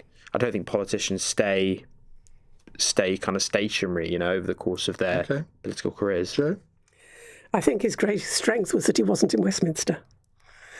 All the infighting in the Labour Party meant that the various factions were never going to agree any of the excellent women, that might have come forward. And he was in a very fortunate position in that the Greater Manchester Combined Authority was wholly run by Labour councils, and therefore it was a sort of fan base. Yeah, you could argue that the fact that Andy Burnham's going to be our next Prime Minister is actually George Osborne's fault, because he set up the Greater Manchester mayoralty, didn't he? So But it is that thing of being able to sort of keep your reputation intact whilst everybody else is infighting down at Westminster. And that was really, I think, his strongest. Didn't he abandon Labour, though? I mean, he was in Jeremy Corbyn's shadow cabinet and then decided, well, this isn't going anywhere, and so buggered off to Manchester. No, I mean, I would have found it very, very difficult to stay in Westminster in the Labour Party under Jeremy Corbyn. I mean, I wasn't a member of the Labour Party when Jeremy Corbyn was the leader of the party, so I can completely see why Burnham thought he could make a better impact elsewhere. Camilla? Just to go back to the woman problem issue with Labour, because I think one of the big criticisms in recent times isn't just lack of women at the top, it's the boys' club in Downing Street, it's the advisors, the people hanging around making decisions, the people at the centre of the government dictating everything in Whitehall. And I think, although Andy Burnham is a man, he could change things by... or is he? He's supposed to be our first female Prime Minister, according to some. Very true. But he could change that by, in terms of his top team, his senior age, his Downing Street team, he could appoint some more women there. And I think particularly now, as we don't really know what he's about, what his policies are, he's not giving much away. All eyes are on who he appoints, who his team members are. And I think if we do have some more women in those central and key positions, perhaps that boys' club criticism perhaps wouldn't apply anymore. Jonathan? I think just on the calibre of MP, I think I don't want to insult MPs, but there seems to be a standard route into politics. And I speak from my experience in Lambeth. Lambeth Council for a long time was dominated by Labour, and it was seen as a springboard to a parliamentary career. And there are about 5 or 6 MPs in the House of Commons that were Labour councillors. And the idea is that you ingratiate yourself with the party, you do a councillor role for a while, and then you look for a seat around the country that you can then get parachuted into, usually a safe seat that you're going to win, and you have your parliamentary career. And I know that happens to a certain extent in the Conservative Party as well. They have their approved list. People look round for ingratiate themselves with the party, establish a track record, and then are dropped into a seat. Nobody's dropped into a seat. Okay. You do actually have to win a selection. A selection of the local association. Yeah. Yes, you do. But we were both in and around in the 90s together, Ian, when you were running the Politico bookshop, and I was working in the House of Commons, and we knew that there were, you want to get on the approved list for the Tory party, and that's controlled centrally, and then you can apply for the seats. So they're not really coming from the constituency, is my point. They're not coming from the local community. Often, well, quite a few are. I mean, Joe, I think you would say that. Well, yeah. I mean, I stood in Stoke-on-Trent because there wasn't a single vacancy in Kent. So even though I was based in Kent at the time, I couldn't possibly. There was no opportunity to stand there. But anyway, the wider point is I think why have we not got the calibre of MP? I think a good MP is many qualities, but in particular is rooted in their local area. I disagree. I disagree. You can, as I said, there are many qualities to an MP that are good. Leadership we discussed already. One with Blair. It is about being committed to an area. It's about being hardworking. It's about being able to handle very difficult casework and have a real passion for your area. But I think another massive dimension is being rooted in your community, and that's something I speak as the Green Party. It is very much the local party decision. There's no central list that approves the candidates. It's the local party that decided whether we would field a candidate in Clacton. That is not centrally decided. But I mean, Sian Berry is one of your MPs. Yep. She's a Londoner, I think, and she's MP for Brighton, so you can't have it both ways. No, you can't. And I think there's also a recognition that at that point we didn't have 200,000 people in the party. We had people with quite limited political experience. She had been a councillor. I'm not complaining. I think she's a good MP. And she put herself forward to the local party, which is it's only a few miles from where she was to Brighton, and said, look, I've got this political experience. This is our only parliamentary seat, and we do need someone in it that can do the job well, like Caroline did. And I think she had huge respect, Caroline, from across the House. So but when you come to somewhere like the Gordon and Denton by-election, you saw Hannah, the plumber, come up from the local community, very much someone who was rooted in that area, and people really responded to that. And I know that she's a bit of a Marmite politician. I recognise in the House of Commons she does actually. Rub we need to get her on Cross Question. It would be great to get her on. I'm sure she'd love to come on, but she does rub people up the wrong way. But she says what she thinks, and she's passionately committed to her area. So did another plumber in Makerfield, the Reform candidate. He said what he thought, and look how far that got him. And he was rooted in the local community. But and I have no idea whether he would have been a good MP or not. We will never know. But the point is that Hannah is a very good MP, and she's got leadership. She's got a real calibre to her. That is someone that you could see leading the Green Party or taking a very prominent role in it. Not saying there's action for 1 minute, in case you want to take that out of context. Next week. I'll report that back to him. The point is to get the calibre of MP. I think it's really important, as much as possible, to encourage people to actually be committed to their area, stay in that area, represent that area, and show leadership in that area. Right, we'll move on in just a moment with our panel. More questions on 0345 6060 973. It's 8:45. This is LBC. Ever notice how some things are just standard? Traffic on the M4, standard. Meetings that could have been an email, standard. But at Aon, our cars are driving the new standard. The new Aon V has rapid charging, standard. Panoramic glass roof, standard. 8 years servicing, 8 years MOT, 8 years roadside assistance, and up to 8 years warranty. Also standard, thanks to our Great 8 promise. Search Aon Auto to test drive today. T's and C's apply. Vodafone is backing the UK with an £11 billion investment to make the nation's biggest network even better. Fair play, that's a big commitment. So you can launch that business. So I can start selling my model trains in Pwllheli. Multitask in a haze of glory. I could stream Wimbledon whilst on a video call. Start doing more of what you love from more places. Opportunity awaits. Switch to Vodafone today on the nation's network. Nation's network means UK's biggest network through Vodafone 3 merger based on mobile sites versus major providers. Network improvements by 2034. See vodafone.co.uk/TNN. Subject to coverage. A spectacle far beyond your imagination. Be amazed. Be moved. Be there. For an experience that will stay with you forever. Disney's The Lion King at London's Lyceum Theatre. Book now at thelionking.co.uk.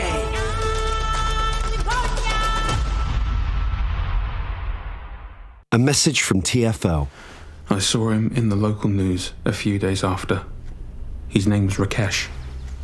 They had to put him into a coma just because I didn't look again at that turning.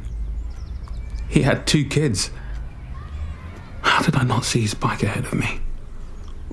Well, I didn't look again. He didn't make it. Drivers, take another look, not a life. To the Mayor of London and TfL, every journey matters. Cross Question with Iain Dale on LBC. Call 0345 6060 973. 8:48 on LBC. Josh Tapper, Jonathan Bartley, Camilla Turner and Joe Gideon are here answering your questions. Here's one from Phil in Inverness. Against the backdrop of the NATO summit in Turkey and ahead of a new PM coming in, can the panel please explain how we can make defence relevant to the British public beyond vague talk of percentages of GDP? That is a brilliant question, because I've never quite understood why we have this arbitrary figure of GDP. Surely we need to spend on defence what we need to spend. We need to identify the equipment that we need, the facilities that we need, and come up with the money. It shouldn't be arbitrary, should it, Camilla? Well, I guess if we didn't have that target, our defence spending would probably be in an even worse state than it is at the moment. I think what the target signals is our commitment to our allies. It's a figure to show that we're all in this together. We're all spending on defence, no matter how difficult it is for us and, our other countries in NATO. And we're all doing our bit to collectively help with our defences. And I think, it's such a struggle for us seemingly to get to this amount. I think take that away and we'd be in a terrible situation. So yes, it doesn't exactly sell it to the public. It doesn't make it relatable, but at least it's something to hold governments to account to, so that if they fall short, we've got that thing to kind of hold them up to. So how can we make it relatable? I mean, is it just fear-mongering against what the Russians are capable of and what they are actually doing at the moment? Is that part of it, that message isn't being got across at the moment? It's difficult because it's something I think military chiefs are constantly trying to bang the drum for and to push for more funding and to kind of rattle us to say, Russia could invade, that we do have the threat of war in our time. But it's something I think for politicians, they find it difficult to perhaps prioritise beyond like the Secretary of State for Defence, just because there are so many other funding pressures. And, for people, for voters, maybe it isn't their top priority because it doesn't directly affect them day to day with cost of living pressures. So is the onus on our politicians to kind of explain and communicate to the public why it's important, and then it would then become a higher priority for them? It's probably a cyclical issue. Jonathan? So it's interesting. I think you alluded to the 5-year thing that we heard. We could be attacked by Russia in 5 years. Now, if you actually read between the lines, that's fear. That's fear-mongering in order to get to an agenda and get defence spending up. What they're actually saying is a member of NATO could potentially be attacked, and therefore we would have to join in. But we're already under attack, aren't we? That's the that's the other argument, of course. Yes, with cyber attacks and etc. Yeah, absolutely. But that is fear mongering, because we all think, oh my goodness, we could be invaded in 5 years, and these are military people, and we need to respect them. What's going on behind the scenes is you've got a very large defence industry which needs to make profits, and it is lobbying very, very hard in order to get defence spending up. And let's not pretend that is not happening. There are big vested interests here. That question is a very, very insightful one, because actually it brings it back to what do we need to do to make ourselves secure? Not just think about defence and military and in terms of weapons, but how can we make ourselves more resilient as a country? How can we get our own energy resilience? How can we get our own food resilience? Because the world is getting more and more unstable. We need to consider defence spending in that context of safety and that much wider question. And when you just arbitrarily talk about percentages of GDP and weapons that you're going to buy, you're not actually addressing the underlying issue and the most important issue, which is that of safety. Well, I'm glad you mentioned the word resilience, because I'm starting to put a book proposal together on that very subject, because I think this country is remarkably underprepared, not just for a war situation, but what if, and we know that the Russians have been monitoring like undersea cables, what if they cut them? What if they cut the internet off from the United States? What if the banking system went down for 6 months?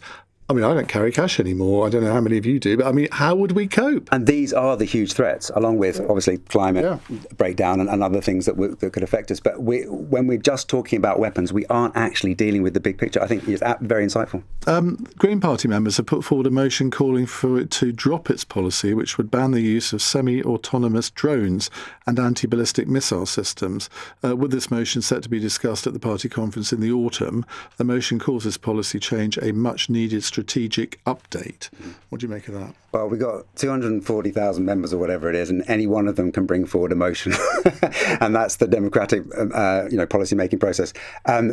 It may get shortlisted as one of the motions that we discuss. It'll be very interesting to see if it provokes a good debate. How would you vote on it? I don't think I want to see the wording. I'm not going to commit myself. But given what I've just said, it isn't really in line with what I understand as the Green Party's approach to safety and security.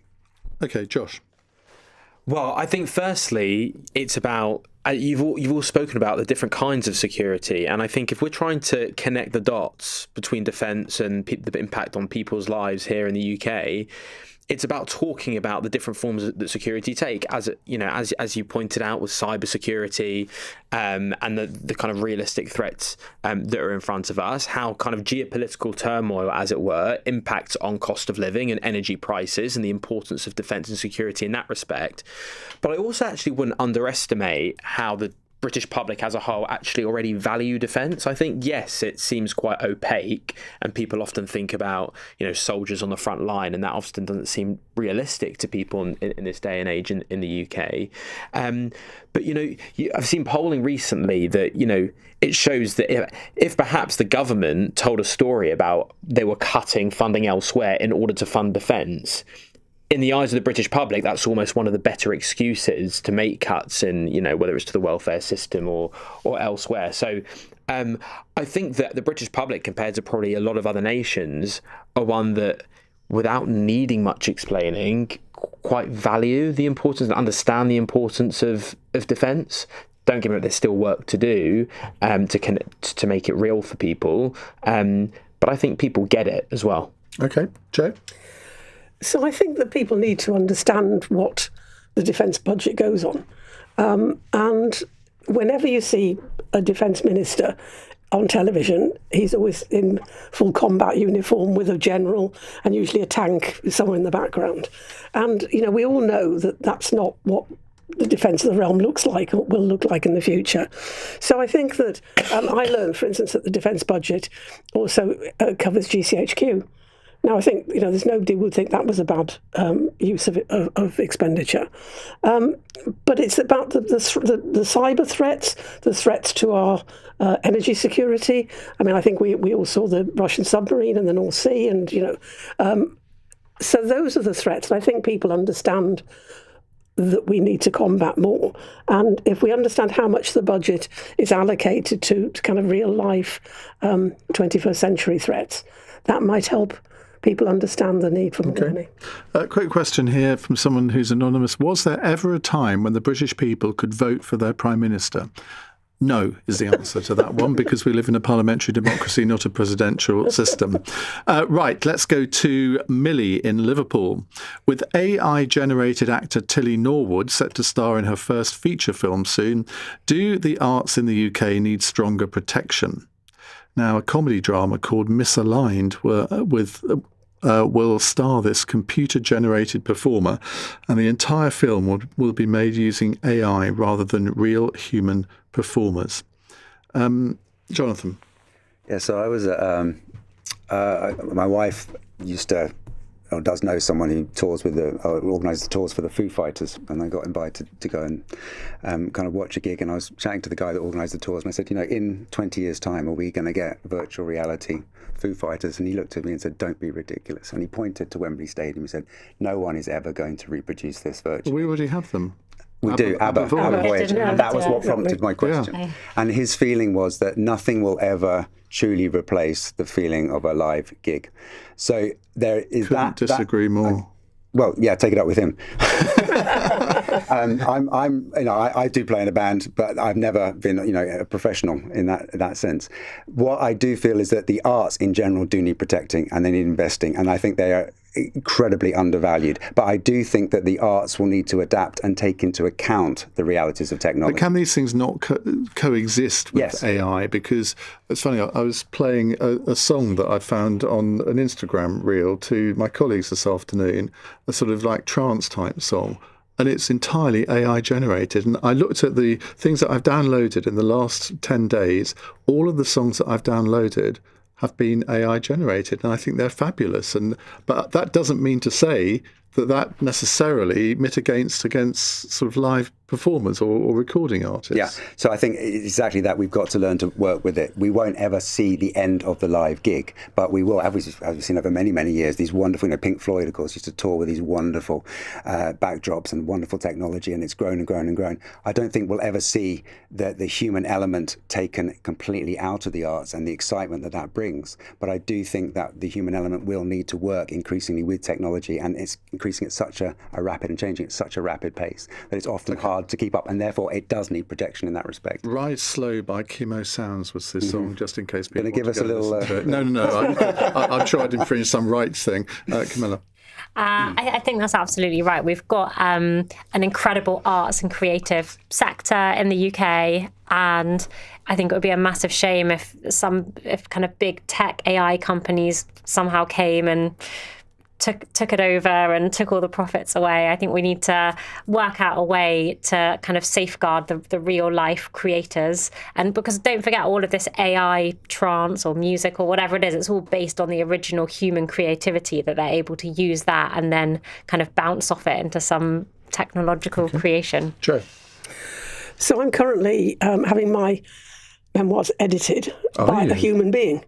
Because my son-in-law is quite responsible for this. I know he's been a vocal campaigner against the breach of copyright by AI, basically kind of stealing ideas, vocabulary, and using it. And there are so many people that are put out. Is this a famous person we're talking about? This is a famous person. Are you going to reveal who it is?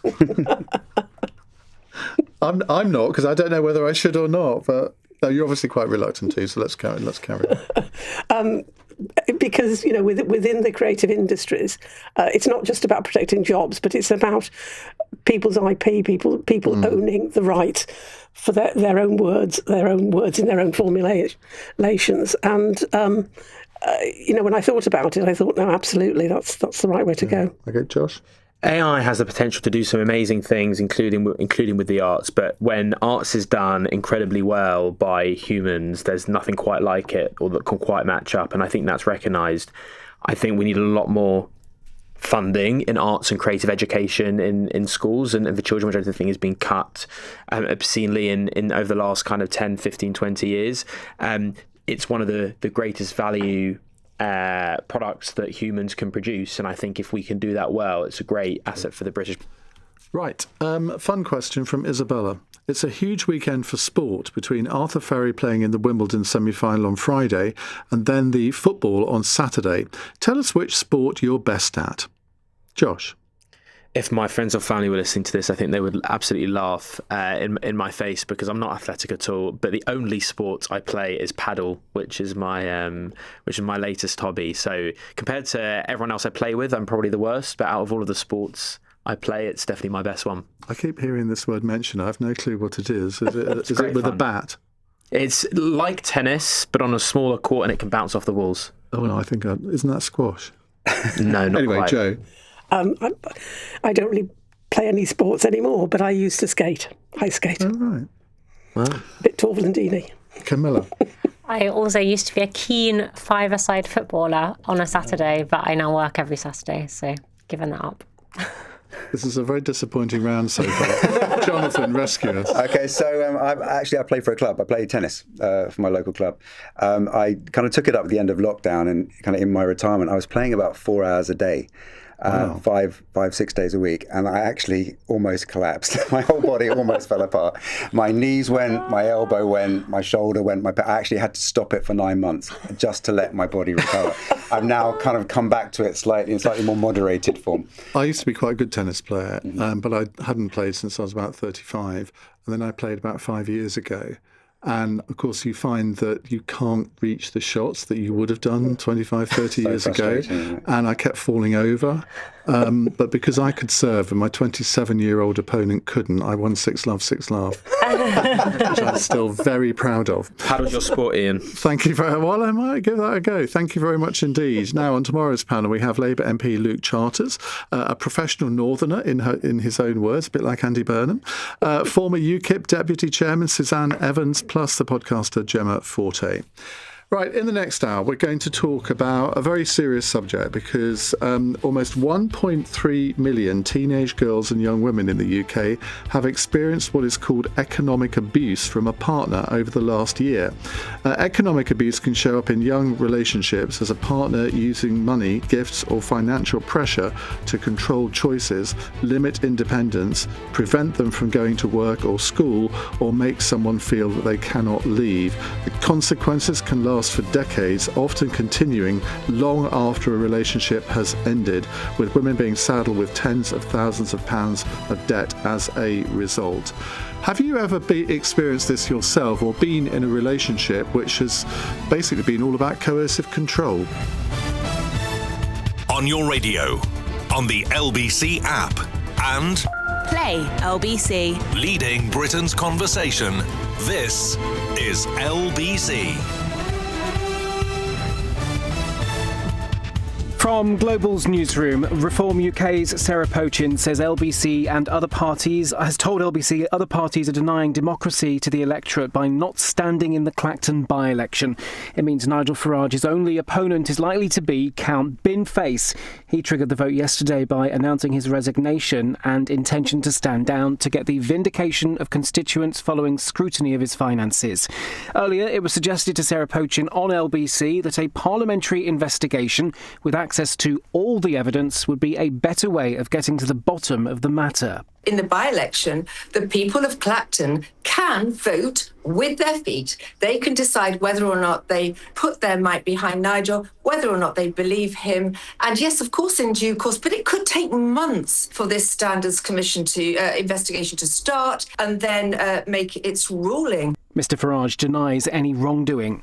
Donald Trump says the US will probably hit Iran hard again tonight. The American president's been speaking after declaring the ceasefire over following a night of tit-for-tat attacks between the two countries. They had leaders, they're gone, and they had another set of leaders, they're gone. Now they have another set of leaders, they may be gone. Who knows? And you know what? I may be gone too, because I'm their number one target, because they're scum. That's the way they act. But I'm doing what's right for the world. Andy Burnham's last remaining Labour leadership threat has confirmed he won't run. Former Defence Minister Al Carnes had been keeping his cards close to his chest, but ahead of nominations opening tomorrow, he's said, "The time right now is not for a contest. I think we've all got to get on the boat and row in the same direction if we're going to make the next 2 to 3 years count." And the Princess of Wales says Arthur Ferry's inspired so many after becoming the first British wildcard to reach the semi-finals of Wimbledon.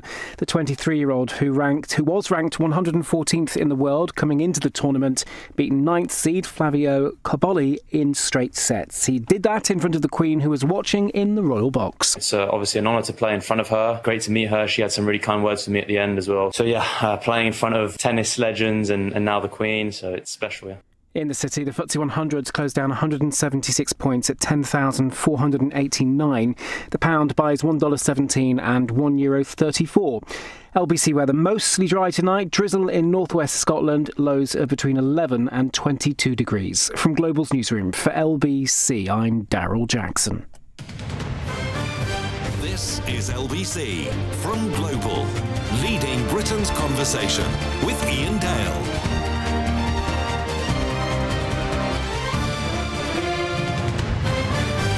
Very good evening. 6 minutes past 9 is the time here on LBC.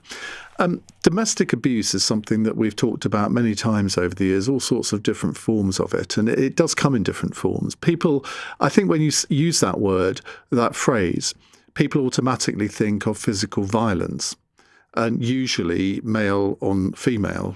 It does happen the other way round as well. The psychological abuse as well. I think that counts as domestic abuse. There's what's called coercive control, where there may not be any physical violence involved, but one partner exercises coercive control over another in a sort of often in a financial way, in a psychological way. And that can be, I think, as painful to somebody as physical abuse. So I want to concentrate in this hour on the idea of coercive control, but particularly what's called economic abuse, because there's been an LBC investigation into this, particularly with regard to teenage girls and young women. So we're going to talk to our reporter Helen Hodinott, who has the details of our exclusive story. And then I'll come up with a couple of questions to ask you. But in essence, I want to talk to you if you have your own experience in this area, because what we often find on LBC is when we talk about these subjects, and some of them are quite difficult to talk about, because I think there is a certain degree of shame, there's a certain degree of embarrassment that you could have ever been involved in something like this, where you feel you should have fought against it or left the relationship, but for whatever reason you didn't. But I know that when people phone in on this type of phone-in, it helps others to hear the similar experiences. So people can really, they know that they're not alone. They're not the only ones going through this, because I think there are probably a lot of people who think that they are the only ones. So let's look at economic abuse, particularly among teenage girls and young women. Helen Hodinott joins me now. Helen, what have you discovered? So, Iain, these are alarming figures from the charity Surviving Economic Abuse, which suggested that 36% of girls and young women aged between 16 and 24 years old had experienced a form of economic abuse in the last year, and the long-term impact it can have, not just on a survivor's mental health, but their credit score, their financial literacy, and also dealing with debt that can last for decades, often far longer than the relationship after it has ended. And it comes in various forms. It might be restricting someone's ability to earn or go to training or go to school. It might be running up debts in someone's name or controlling someone's money. Now, Becky, whose name we've changed, has spoken exclusively to LBC about her own experience with this. She met her former partner when she was 18 years old.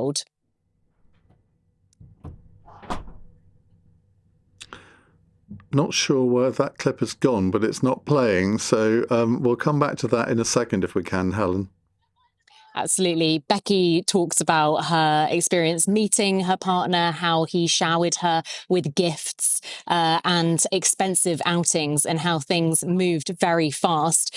She moved in with him 6 months later after he had proceeded to pay for everything, she said, in their relationship. She told me she became pregnant after her partner hid her birth control, and he promised to financially support the family. They moved home 6 or 7 times, each time further and further away from her friends and family. And he increasingly put restrictions on what she was allowed to do, who she was allowed to see, and what she was allowed to wear. And one day she found out that he hadn't been paying bills and instead was saddling her with huge debts. If we have that clip.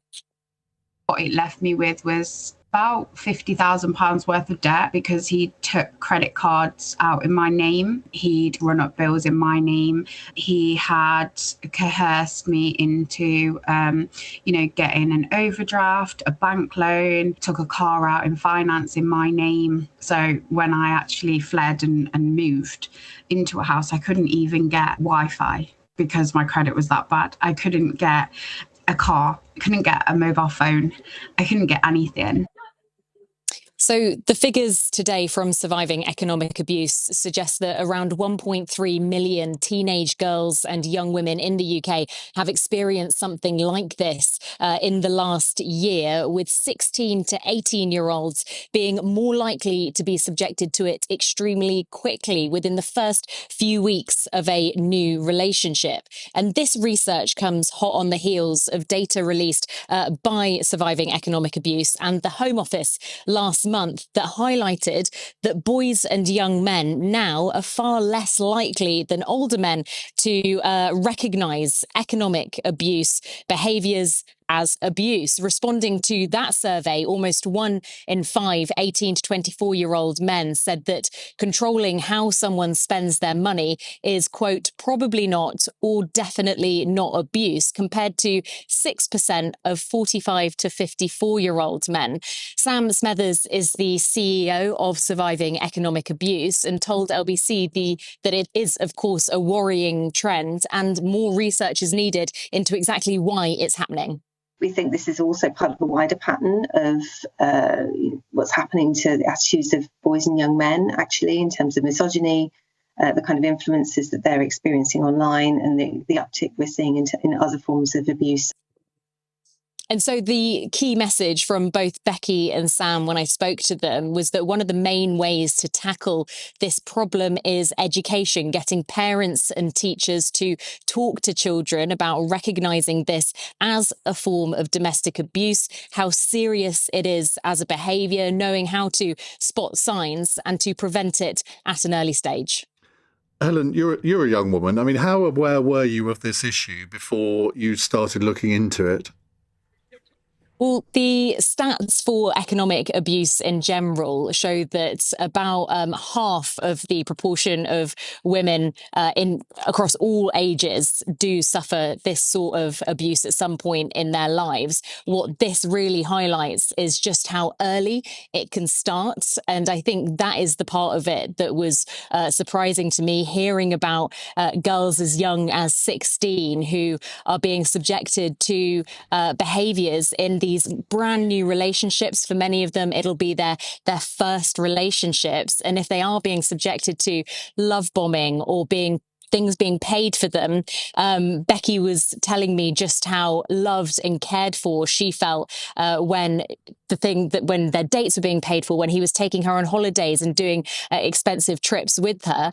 And that's where it would become very confusing very quickly for people of any age, of course, but especially young women and girls who are still just in their teens. And the statistic you gave about the difference between older men and younger men in their recognition of this, I mean, is that let's put it this way, the Andrew Tate effect, where his ideas seem to be permeating that age group in an extremely worrying way, and a lot of younger men, teenagers, maybe sort of people in their early 20s, having watched his videos, having seen the kind of things that he's effectively teaching them, they don't see this as a problem in the way that my generation, well, generally, hopefully would have done. Well, exactly. And the Andrew Tate manosphere model is all designed to promote the man as a big earner, for the woman to have a more domestic role, often to not earn money at all and to keep the home. And a lot of boys and young men are being exposed to this content on the internet now at a huge rate. And that could be really part of why we're seeing these attitudes change, why they might not now recognise economic abuse as a potential issue. Sam Smethers from Surviving Economic Abuse told me that there will be some correlation with internet culture and what they're consuming online, but she said that more research is needed to nail down the exact reason of why boys and young men are not spotting this quite so readily. Helen, great work. Thank you very much indeed. That's Helen Hodden, our LBC's reporter, who has had this exclusive. You can see more about it on the LBC website at lbc.co.uk. So I want to hear from you if you have suffered from so-called economic abuse. But I think this is part of the whole genre, if I can even use that word. Is that appropriate here? Of coercive control. And that's really only a phrase that I remember being introduced a few years ago. But it's quite clear that it's much more prevalent than anyone thought it was. So have you been in a relationship which has been the subject of coercive control or economic abuse? Do you have friends or family who you fear are in this kind of relationship? What do you do in that situation? 0345 6060 973. Now, some breaking news. The US military does appear to be conducting more strikes on Iran tonight. This comes a few hours after Donald Trump declared that the ceasefire between Washington and Tehran was over. We'll get more analysis of the breakdown of this ceasefire after 9:30. But first, your calls to come. It's 16 minutes past 9. This is LBC. Close your eyes. Take a deep breath. And come on in to Classic FM Calm, LBC's soothing sister station.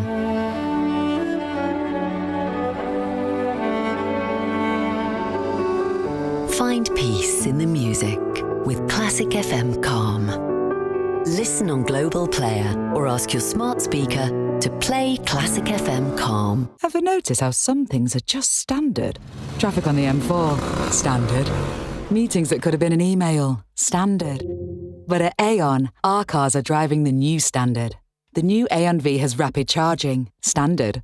Panoramic glass roof, standard. 8 years servicing, 8 years MOT, 8 years roadside assistance, and up to 8 years warranty. Also standard, thanks to our Great 8 promise. Search Aon Auto to test drive today. T's and C's apply. Chase gives you 2% cash back on your everyday spending. Every day? Like Monday's train to work? Yes. Tuesday's big shop? Yes again. Wednesday's coffee treat? Yes, cash back. Thursday's lunch, Friday's brunch and Saturday's takeaway? Yep, and yep. Super. Oh, nothing on Sundays. I take it easy. Lovely. Enjoy 2% cash back on debit or credit card spending on groceries, restaurants, everyday transport and fuel. Search Chase Bank. 18 plus UK residents. Chase current and saver accounts required. Maximum £20 per month. Eligibility, qualification, exceptions and T's and C's apply. A message from TfL. I saw Alicia's photo in my newsfeed. All I can think of is her family. How they're getting on. If they're getting on. I didn't look when I pulled out, and she never made it home. Sounds crazy, but it felt like her motorbike came out of nowhere. But I know the truth. I didn't look again. Drivers, take another look, not a life. To the Mayor of London and TfL, every journey matters. Iain Dale on LBC. Excuse me. Sorry, I just had to cough. You just thought I'd manage to do that during the break, wouldn't you? Daniel says, do you think this has originated from online dating? Because you hear a lot about romance scams. This sounds a lot like that. I think it's originated from online dating. That doesn't sound particularly viable. I think this is something, whether we're talking about economic abuse or coercive control, that has happened since time immemorial. I mean, you can go back to Victorian times and you look at the attitude towards women generally in Victorian times, and they were regarded as chattels, almost, well, I wouldn't say slaves, but owned by their menfolk. That is obviously very different now, but the whole concept still exists. So I wonder if you've been a victim of coercive control. 0345 6060 973. Let's go to... And I don't think this is one way. I think psychological abuse happens women on men just as men on women. It happens in gay relationships. It happens in lesbian relationships. So this is not just a male on female phenomenon, although I think that's probably the majority. But what do I know? I've never been in this kind of relationship. I can't imagine ever getting into that kind of thing. But I mean, people who you would regard as outwardly very strong people psychologically or even physically are still susceptible to domestic abuse, whether it is physical or, I mean, I happen to know somebody who, I mean, he's 6'3", built like the proverbial brick, whatever, and suffered a terrible time at the hands of his girlfriend, who was like 5'2" and the meekest, mildest person that you could ever meet. And yet she psychologically abused this guy and he didn't know what to do about it. I mean, it's an awful, awful situation. So it can happen to anyone, almost. I mean, I don't know whether sometimes people realise that it's happening to them until sort of something switches on in their brains and they realise actually what's going on. But how on earth do you get out of a relationship like that? Grace is in Ealing. Hello, Grace. Hi. I often reflect on how Andrew Tate is influencing people. And I think that one of the things that's changed in the last few decades is that, I mean, there have always been power-hungry people and various forces influencing people's behaviour. But it occurs to me that for a while our country had been shaped by to some extent, Jesus' teachings about loving each other and being self-sacrificial and caring, and that's really been eroded now amongst the younger generations, to the extent that instead they're growing up with male role models like Andrew Tate, who are saying it's good to get as much power and control as possible, and consumerism, telling people from a really young age you should have what you want, and that's somehow morally right to just demand more for yourselves. So I wonder if that's influencing the concerning trends that were noted earlier. And in a kind of online Christian Facebook group I have some oversight of, there are lots of women who are in really difficult relationships, and I'm kind of coordinating with the other administrators of the group to try and support women, but if they're being coerced, it's very difficult to convince them that they are entitled to seek help, that they have no obligation to stay with a man who's mistreating them. And it's also hard to know how, as an outsider, to actively support them, because, previously when I knew someone in real life who was, obviously these people online are real people, but someone who I knew not on the internet, who I knew who was being coerced, I tried looking up support from different organisations, but refuge organisations and abuse organisations all seem to say that the individual themselves needs to reach out for help. And I'm thinking, maybe I missed one, maybe I didn't research thoroughly enough, but I was kind of thinking, as a bystander, what can I actively do? And if a person's in that situation, they might not reach out for help. So I hope that the experts can tell us more about what we as observers can do, because it shouldn't be the case that the victim has to reach out for help. Because if they've got really low self-esteem, or they're really afraid, or they're like me and they're neurodivergent perhaps, and some of the other women in this group who I've mentioned are neurodivergent, and that makes it more difficult for them as well, there might be all sorts of reasons a victim doesn't reach out. So it needs to be clearer how we who observe can help these people too, if that makes any sense. No, it does make sense. And I wonder, did you see that Louis Theroux documentary on the manosphere? I didn't, I'm afraid, because I don't have Netflix. I've seen other recent Manosphere documentaries, but not that one, no. There was basically an Andrew Tate type character in that who I'm trying to remember which one it was, but I don't want to libel anyone. Was it HS Tiki Toki? That's the one. He had a girlfriend. I've not ever seen him on TikTok, by the way. I've just heard about. Yeah, no, I think that was the one, and if it wasn't, I apologise. But there was certainly one character in this documentary who had what I think you and I would see as a bit of coercive control over his girlfriend. And you could see over the course of the filming of the documentary that the penny dropped with her, and in the end she left him, and which was actually quite a big thing, I think, for her to have done. And I think for those of us that have never experienced anything like domestic abuse or coercive control firsthand, it's often very difficult to put yourself in that situation, isn't it? Yeah, and I've not been in any kind of relationship at all, ever, romantically, except when I was 7 and he was 7 and we were boyfriend and girlfriend. I've not had any other relationships in my life, so I've not been in that experience. But I know that bullying, when I was a child, has had long-term impacts on how I relate to other people and my lack of assertiveness. So if I were in that situation of being in a relationship, I probably wouldn't handle it very well. And I think that other people who've experienced bullying or difficulties in their home life at a young age could be left long-term with really low self-esteem. That means that they might just feel they have to put up with something. And other people might think, well, why don't you just stand up for yourself? But if you, at a really young age, are made to feel that you're inferior, that you are meant to put up with things that people do to you, if bullying leads you to feel that way, then you aren't going to stand up for yourself necessarily, and you aren't necessarily going to reach out for help if you're neurodivergent like I am, or if you're from a different background. We know that there are women who, have difficulties in reaching out for help, and I knew someone who was working a lot to help women who had come from other parts of the world and were being abused, and they didn't know how to reach out for help because they were new to the country. So there are all kinds of things that might stop a person reaching out, and observers might think, well, why don't you just leave him? But it's more complicated than that, especially if you've got all kinds of financial entanglements or you feel an obligation because of children. So there needs to be a way that those of us who see these things can also help people actively. Grace, can you stay on the line? And I want to send you, I've got my autobiography is being published next week, and you get a mention in it. So oh my gosh. You do. So I want to send you a copy. So would you give your address to my producer when we finish the call? Yeah, that's very. It's a complimentary. It's a complimentary mention. Okay, thank you very much indeed. Sarah is a first-time caller in Orpington. Hello, Sarah. Hi, how are you doing? Good, thank you. What would you like to tell us? So, I guess this has been a chapter in my life for nearly the last 10 years or so.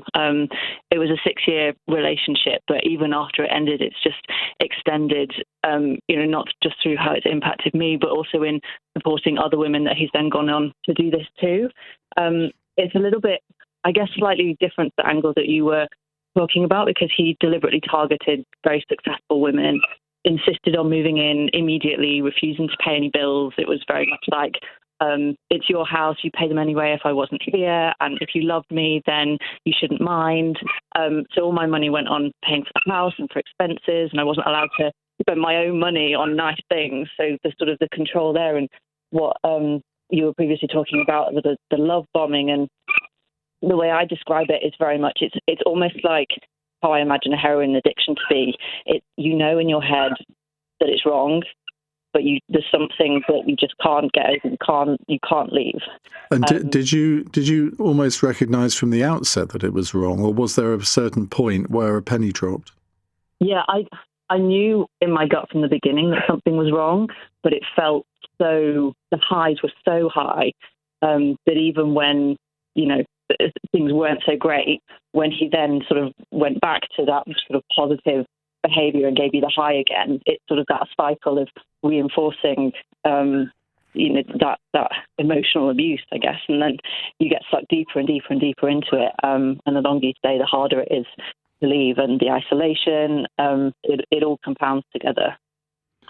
How did it come to an end? He went away for a weekend, which it transpires was to go and see someone else who he then ended up dating.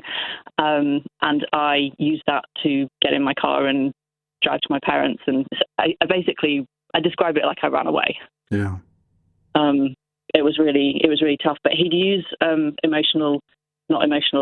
economic abuse, which I guess is sort of the focus of what you're talking about, on like child maintenance repayments, because he had a child with an ex-partner, and he would control when he would pay the payments, and he'd deliberately do them in strange amounts at different times, so it was hard for her to keep track, to a point where like sometimes I would step in and help her out, because he got this thrill out of controlling her with money. And it's so, when you're in that situation where you're someone's partner, you want to leave, and they're behaving in such a disgusting way that is wrong, and yet you still can't leave. It just doesn't make any rational sense, which is why it's so difficult for people to understand it.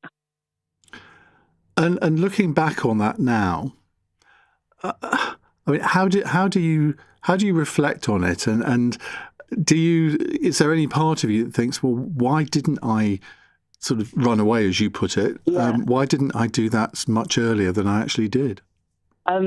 I tried to. I think there's a statistic that it takes on average about 7 attempts to leave. And that time that I ran away was about number 7-ish. You get to a point where you would leave, and then he would convince you back, sort of cry, basically say that he would have nowhere else to go. He would deliberately make himself unemployed sometimes, get fired from jobs, and then he'd say, you can't just kick me out on the streets. So it's, yeah, I tried to leave a lot of times and struggled to. And I think a lot of other people have that experience as well. And in many ways, when people try and get you to leave before you're ready, it pushes you in deeper in a strange way, which is, I get why it's so hard when friends and family see people going through something and they want to help. Knowing how to help is almost impossible. Mm. Sarah, thank you very much indeed for telling us your story. It's exactly what I wanted to hear. Well, I say I wanted to hear. Obviously, you hope that no one ever goes through this, but I suspected when I saw that we were doing this story that it should be something that we would get some very interesting calls about, and you have proved me right, Sarah. Thank you very much indeed. Anastasia says, Iain, what's the title of your book? It's called Have I Said Too Much? To which the answer is obviously yes. It's coming out next Wednesday, available wherever you get your books from, hopefully an independent local bookshop. And I'm going to be at the Bradford Literary Festival on Saturday afternoon at 4:30. If you live anywhere near Bradford, love to see you there. Right, we're going to find out more about this American military action over Iran in just a moment, and then come back to your calls on economic abuse and coercive control. It's 9:32 on LBC. Let's get the news headlines from Darryl Jackson. The expected US strikes on Iran have begun tonight. US Central Command shared a short statement saying the attacks are being carried out at the direction of Donald Trump. They say the aim is to further degrade Iran's ability to threaten freedom of navigation in the Strait of Hormuz. Reform UK's Sarah Pochins told LBC other parties are denying democracy to the electorate by not standing in the Clacton by-election. Nigel Farage triggered the vote yesterday by announcing his resignation and intention to stand again to get the vindication of constituents following scrutiny of his finances. And British wildcard Arthur Ferry has made history by booking his place in the semi-finals at Wimbledon. He was ranked 114th in the world before the tournament started, but outplayed 9th seed Flavio Cobolli in straight sets.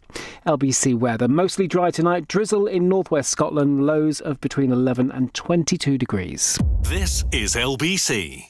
You can now get Sky, HBO Max, Disney Plus, Netflix and Hey You together in one subscription. So, ladies and gentlemen, boys and girls, take your seats on your sofas, brew your cuppers and turn your phones to silent. Because the world of ultimate entertainment is about to begin. Sit back, relax and head to sky.com to find out more. It's starting! Requires Sky Stream and Sky Ultimate TV subscription. Minimum broadband speed of 30 megabits per second recommended. 18 plus. Being backed by over 50 years of Las Vegas heritage means that at BetMGM, we know the importance of safer gambling. Place your bet. So if gambling is always on your mind, or you feel like the show must go on and on, Good luck, player. then maybe it's time to call it a day. To find out more about how we can help you stay in control, visit the Safer Gambling section on the BetMGM app or website. BetMGM Casino, the real deal. 18 plus. Please gamble responsibly. Enter destination. Car giant. Car giant. No longer in business. No way. Way. Go to Big Motoring World, London's destination for quality used cars instead. In Enfield, Wimbledon or Camberley, choose from thousands of quality used cars with the lowest prices, guaranteed, all with free 3-month warranty and RAC breakdown cover. Let's go. Visit Big Motoring World UK for our price promise and terms and conditions. This is LBC with Iain Dale. Call 0345 6060 973. 9:35 on LBC. Well, the US military is conducting more strikes against the Iranian military tonight after also doing so 24 hours ago. Earlier today, over at the NATO summit in Turkey, President Trump said this about the ceasefire agreement between Washington and Tehran and about the Iranian regime's new leaders. I don't want to deal with them anymore. They're scum. You know what scum is? They're scum. They're sick people. They're led by sick people. And they're vicious, violent people. And if they had a nuclear weapon, they'd use it. As far as I'm concerned, it's over. Asha Castleberry Hernandez joins me, former senior official at the US State Department in the Biden administration, who also served in the Middle East within the US Army. Asha, very good evening. I mean, obviously very strong words there from Donald Trump. How extensive is this military action likely to be? I think it would be very extensive to where they will conduct military strikes, but I think it will be to the point where they'll have some limitations in terms of being able to further achieve or try to achieve to intimidate Iran. And what we're seeing, though, is that it can go even beyond that point because the options right now are kind of limited when it comes to how do we proceed here. Whether the United States looks into trying to seize Khark Island, which is a very, very, precarious approach, and then also restoring the U.S. blockade, which will most likely drive up prices of energy in terms of up to 6%. So the options are running out, and Iran still maintains a very strong leverage over Strait of Hormuz. Why has Donald Trump decided to go down this road? Because, I mean, I'm going to say the so-called ceasefire, because I think it had been breached. Iran had said it was going to open the Strait of Hormuz. I mean, it did that to an extent, but not fully. Why has he chosen this week to take more military action? I think he wants a quick win. It's stressed in his national security strategy that short wins are part of its foreign policy intent. And I think he wanted to come to Turkey as far as saying that it's coming to a closure and we'll be able to end this war. But unfortunately, that has not happened. There has been a still ongoing fragileness when it comes to the ceasefire, where there's been ongoing military action between Iran and the United States. So he did not achieve his intent. He sees it's going in a different direction.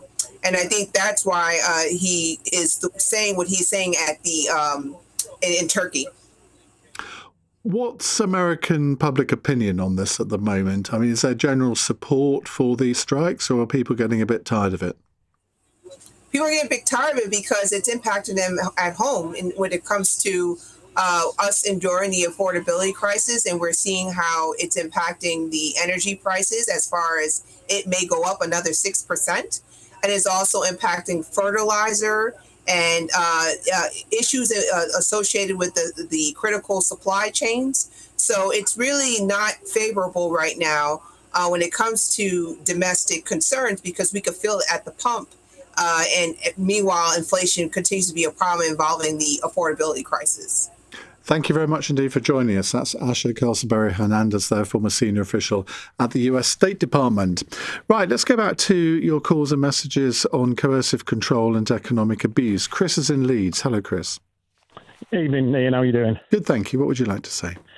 Yeah, I just think I was just literally listening to you on the way home, and you said something which pretty much described me, as when you said you've got somebody that's kind of built like the proverbial brick house, Indeed. And he's sort of 6 foot plus, and everything that went with it. Well, that kind of is me, really. I'm 6'3", 17 stone, big lad. But my now ex-partner of nearly 20 years, and we haven't been together for the last 10. Economic abuse, knowing full well that I never were any really good with money. It wasn't something that if I had it, then great. If I didn't, but earned a decent amount, but manipulated it so much to say, well, you're not very good at it. Let me look after your wage. And it got to such a state where even to put fuel in the car, I had to say to her, well, can I have a bank card? Can I have some money? Money for basic items, lunch at work, that type of thing. And that went on for 10 years. In the meantime, took redundancy from a long-time job that I'd had, and got paid a really good sort of severance. And that ended up being where that got all paid into her account, and she'd run up some quite significant credit card bills, and that all went to pay off hers and left me with nothing. And then ultimately, when it came to a separation, I was absolutely left with my credit history was absolutely ruined, and every little thing had to be controlled. And it's funny, sometimes you just accept it, because we had a kid together. I didn't want to do anything, and I think, like one of your previous callers said, it would be great just to walk out. But it's not as easy as that, and in the end, it's funny how my ex-partner's 5 foot. I'm 6'1". People would obviously say to you, "Well, why don't you just do something about it?" But if it was that easy, until you've experienced it, you don't sort of understand it almost. But looking back on it now, with the benefit of the distance, is there anything that you could have done to bring it to a head earlier? I mean, I don't know, and I don't need to know the circumstances of the end of it, but could you have done anything different? I mean, hindsight's a marvellous thing, isn't it? You'd like to think so, looking back on it. But I think it's like one of your previous callers says, when you're actually in the middle of it, and you've got a child to think of. It's almost, again, how do you do it? I got to the stage where it's something I'm not proud of. I started seeing somebody else, because I think I've just become that miserable. I just fell into sort of a step, and then that again were used against you. And like I say, I'm not proud of it. And it comes to the stage where I found it a bit of courage to actually move out with nothing, and left with the house and everything. And not a penny to my name, the clothes you stand up with and a knife and fork and a plate, and that's it. And it's until you actually then understand it, and you're actually, it's almost like coming out of a trance until you've seen it, and people have explained and said, well, we could see it, but not our place to say anything, and friends not doing it, But could she see it? I mean, could she? Long-term relationship affected that. So it's quite bad how it affects you.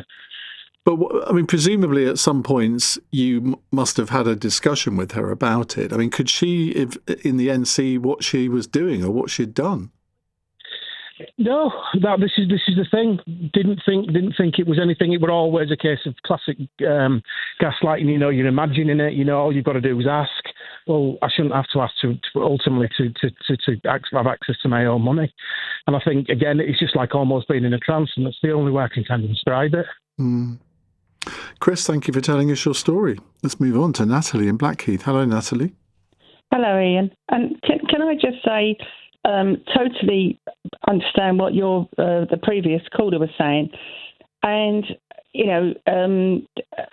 I'm now 61. This happened to me when I was 47. And I got into a relationship with someone who was a lot younger than me. And anyway, it all started off all nicely. And then it got into the, I was giving him money, and he'd sit there and say, no one likes you. It's only me that likes you.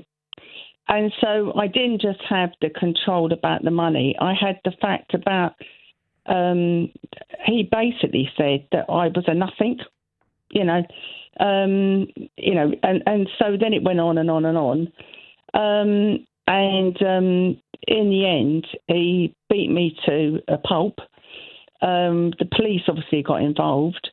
And all I would say I think your show is brilliant, by the way, Ian. Oh, right? Thank you. No, absolutely fantastic. But all I would say and it's not just women, it can be men, it could be the other way around.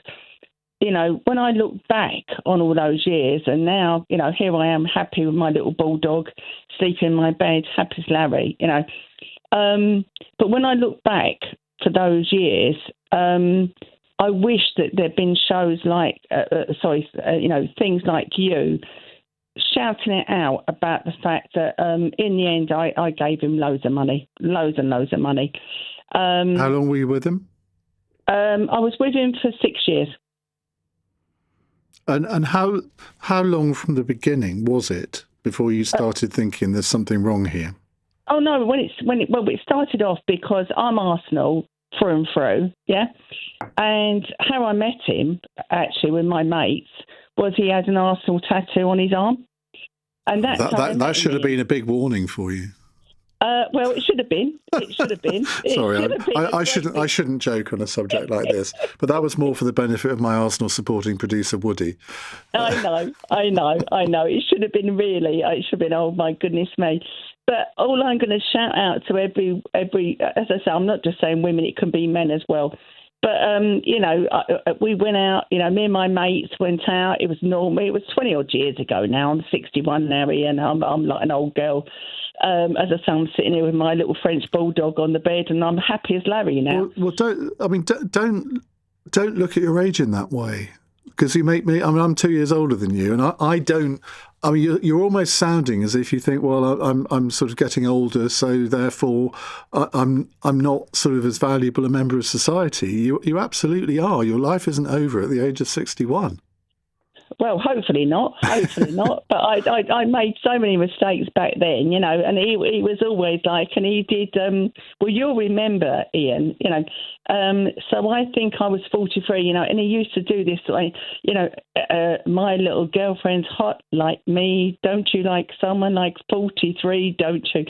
And he was a real big player in the sense of, he reeled me into, oh yeah, you're wonderful and all that.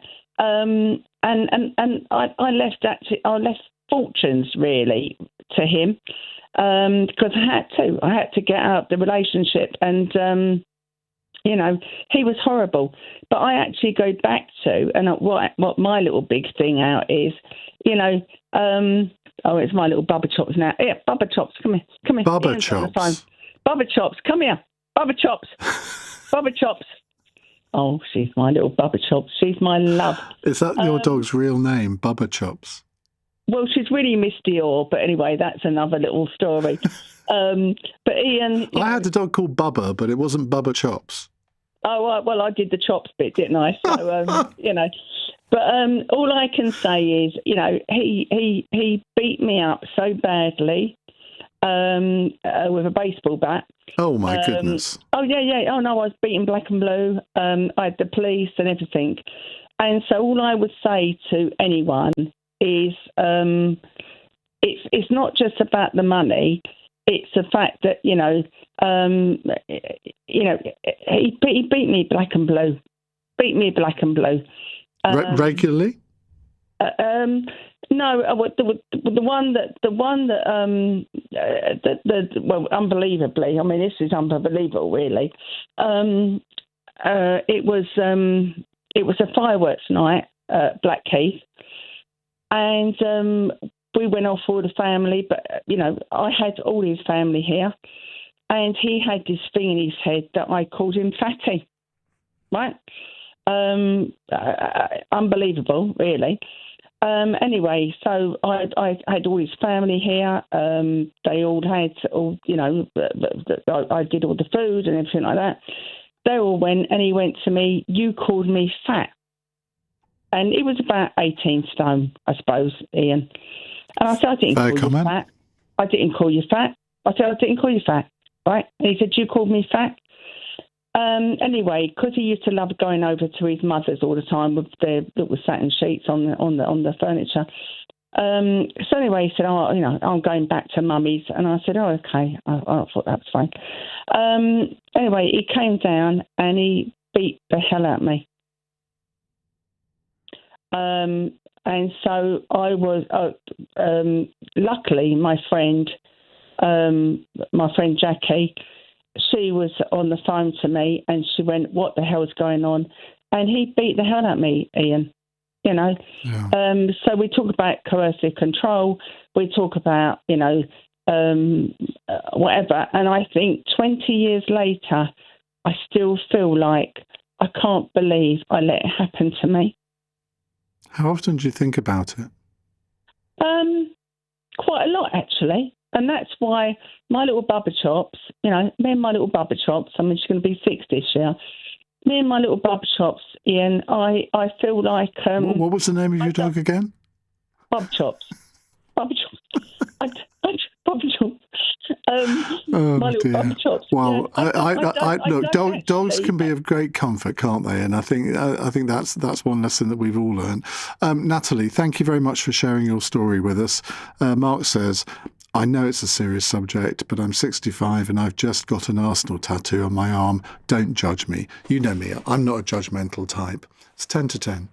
Coming up at 10 on LBC, Ben Kentish. Nigel Farage will take on Cal Binface in his People Against the Establishment by-election. Which one looks more establishment to you? Plus, the very latest as the US restarts its war against Iran. Ben Kentish at 10. Listen on our free Global Player app or the LBC app. Lotto from the National Lottery now gives you 2 chances to win with every ticket. So it could be you, and it could be you. You, and then the same you, again. You. 1 ticket, 2 chances to win. New Lotto. It could be you, and it could be you. See website for Lotto changes. Rules apply. Players must be 18 or over. I Us kids are mesmerised by the mundane, entranced by the everyday. Where grown-ups see a snail, we see a slippery shelled beast from the undergrowth. But around 1 in 5 young children have a sight condition that can get in the way of all that wonder. The good news is, if these are found early, they can be managed or corrected. So book your child in eye test at Specsavers today. Find out more at specsavers.co.uk/kids tests. Get unlimited video calls with vets from First Vet with Pets in a Pickle. For pet insurance policies as unique as they are, visit petsinapickle.co.uk. In a world full of noise and uncertainty, IG is the investment platform that backs you. Forget the dubious tips from that guy down the pub. Get real-time insights, analysis and tools. No more fat cat brokers clawing your gains. Pay zero commission on your investments. Switch to a platform trusted by British investors for over 50 years. IG. Trade, invest, progress. Your capital's at risk. Other fees may apply. So let me get this straight. You pack the sleeping bags, Yes. mosquito repellent, Yes. and flipping badminton rackets. Obviously. But somehow, the tent is still at home. Well, technically the garage. Look, on the ring cameras, you can see it there. Oh, And there. Hey, where are you going? to a hotel, Neil. Come on, kids. Yay! Always know what's happening at home with Ring. Available now at ring.com and selected retailers.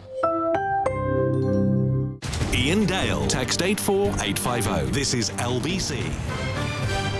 9:52. I have to say, whenever we do the subject of domestic abuse, which is effectively what we're talking about, I always get more texts and messages from men who've been abused by women than the other way around. Yet we know from the statistics that 75% of domestic abuse cases are male on female. I've often wondered why it is that I get so many more calls and messages from men on this. Anyway, Vicky is in Brixton. Hello, Vicky. Hi, Ian. I heard you talking about coercive control and how you get into these relationships and also how difficult it is to get out of them. I left my ex-partner 16 years ago, and 7 years ago he took my child, or our child, hostage. Oh, wow. As a punishment. And then I was reporting that to the police, I was reporting it to family court, I was reporting it to children's services. Not a single one of them recognised very overt coercive control. So one of the reasons it's very difficult for women, and it is largely women that suffer from coercive control, one of the reasons it is so difficult is not even trained professionals recognise it, because you almost have to look at every single thing they say and track it forensically, because they lie like they breathe. Literally every other word is a lie. And if you're not that way inclined yourself, then you tend to give people, and your partner especially, the benefit of the doubt. And it's only when it becomes really overt, or like your previous caller, my ex broke my ribs. He was violent, but only violent enough for me to know that was always in the background. That if I didn't do what he said, that it could escalate at any point. Did you say this was 16 years ago?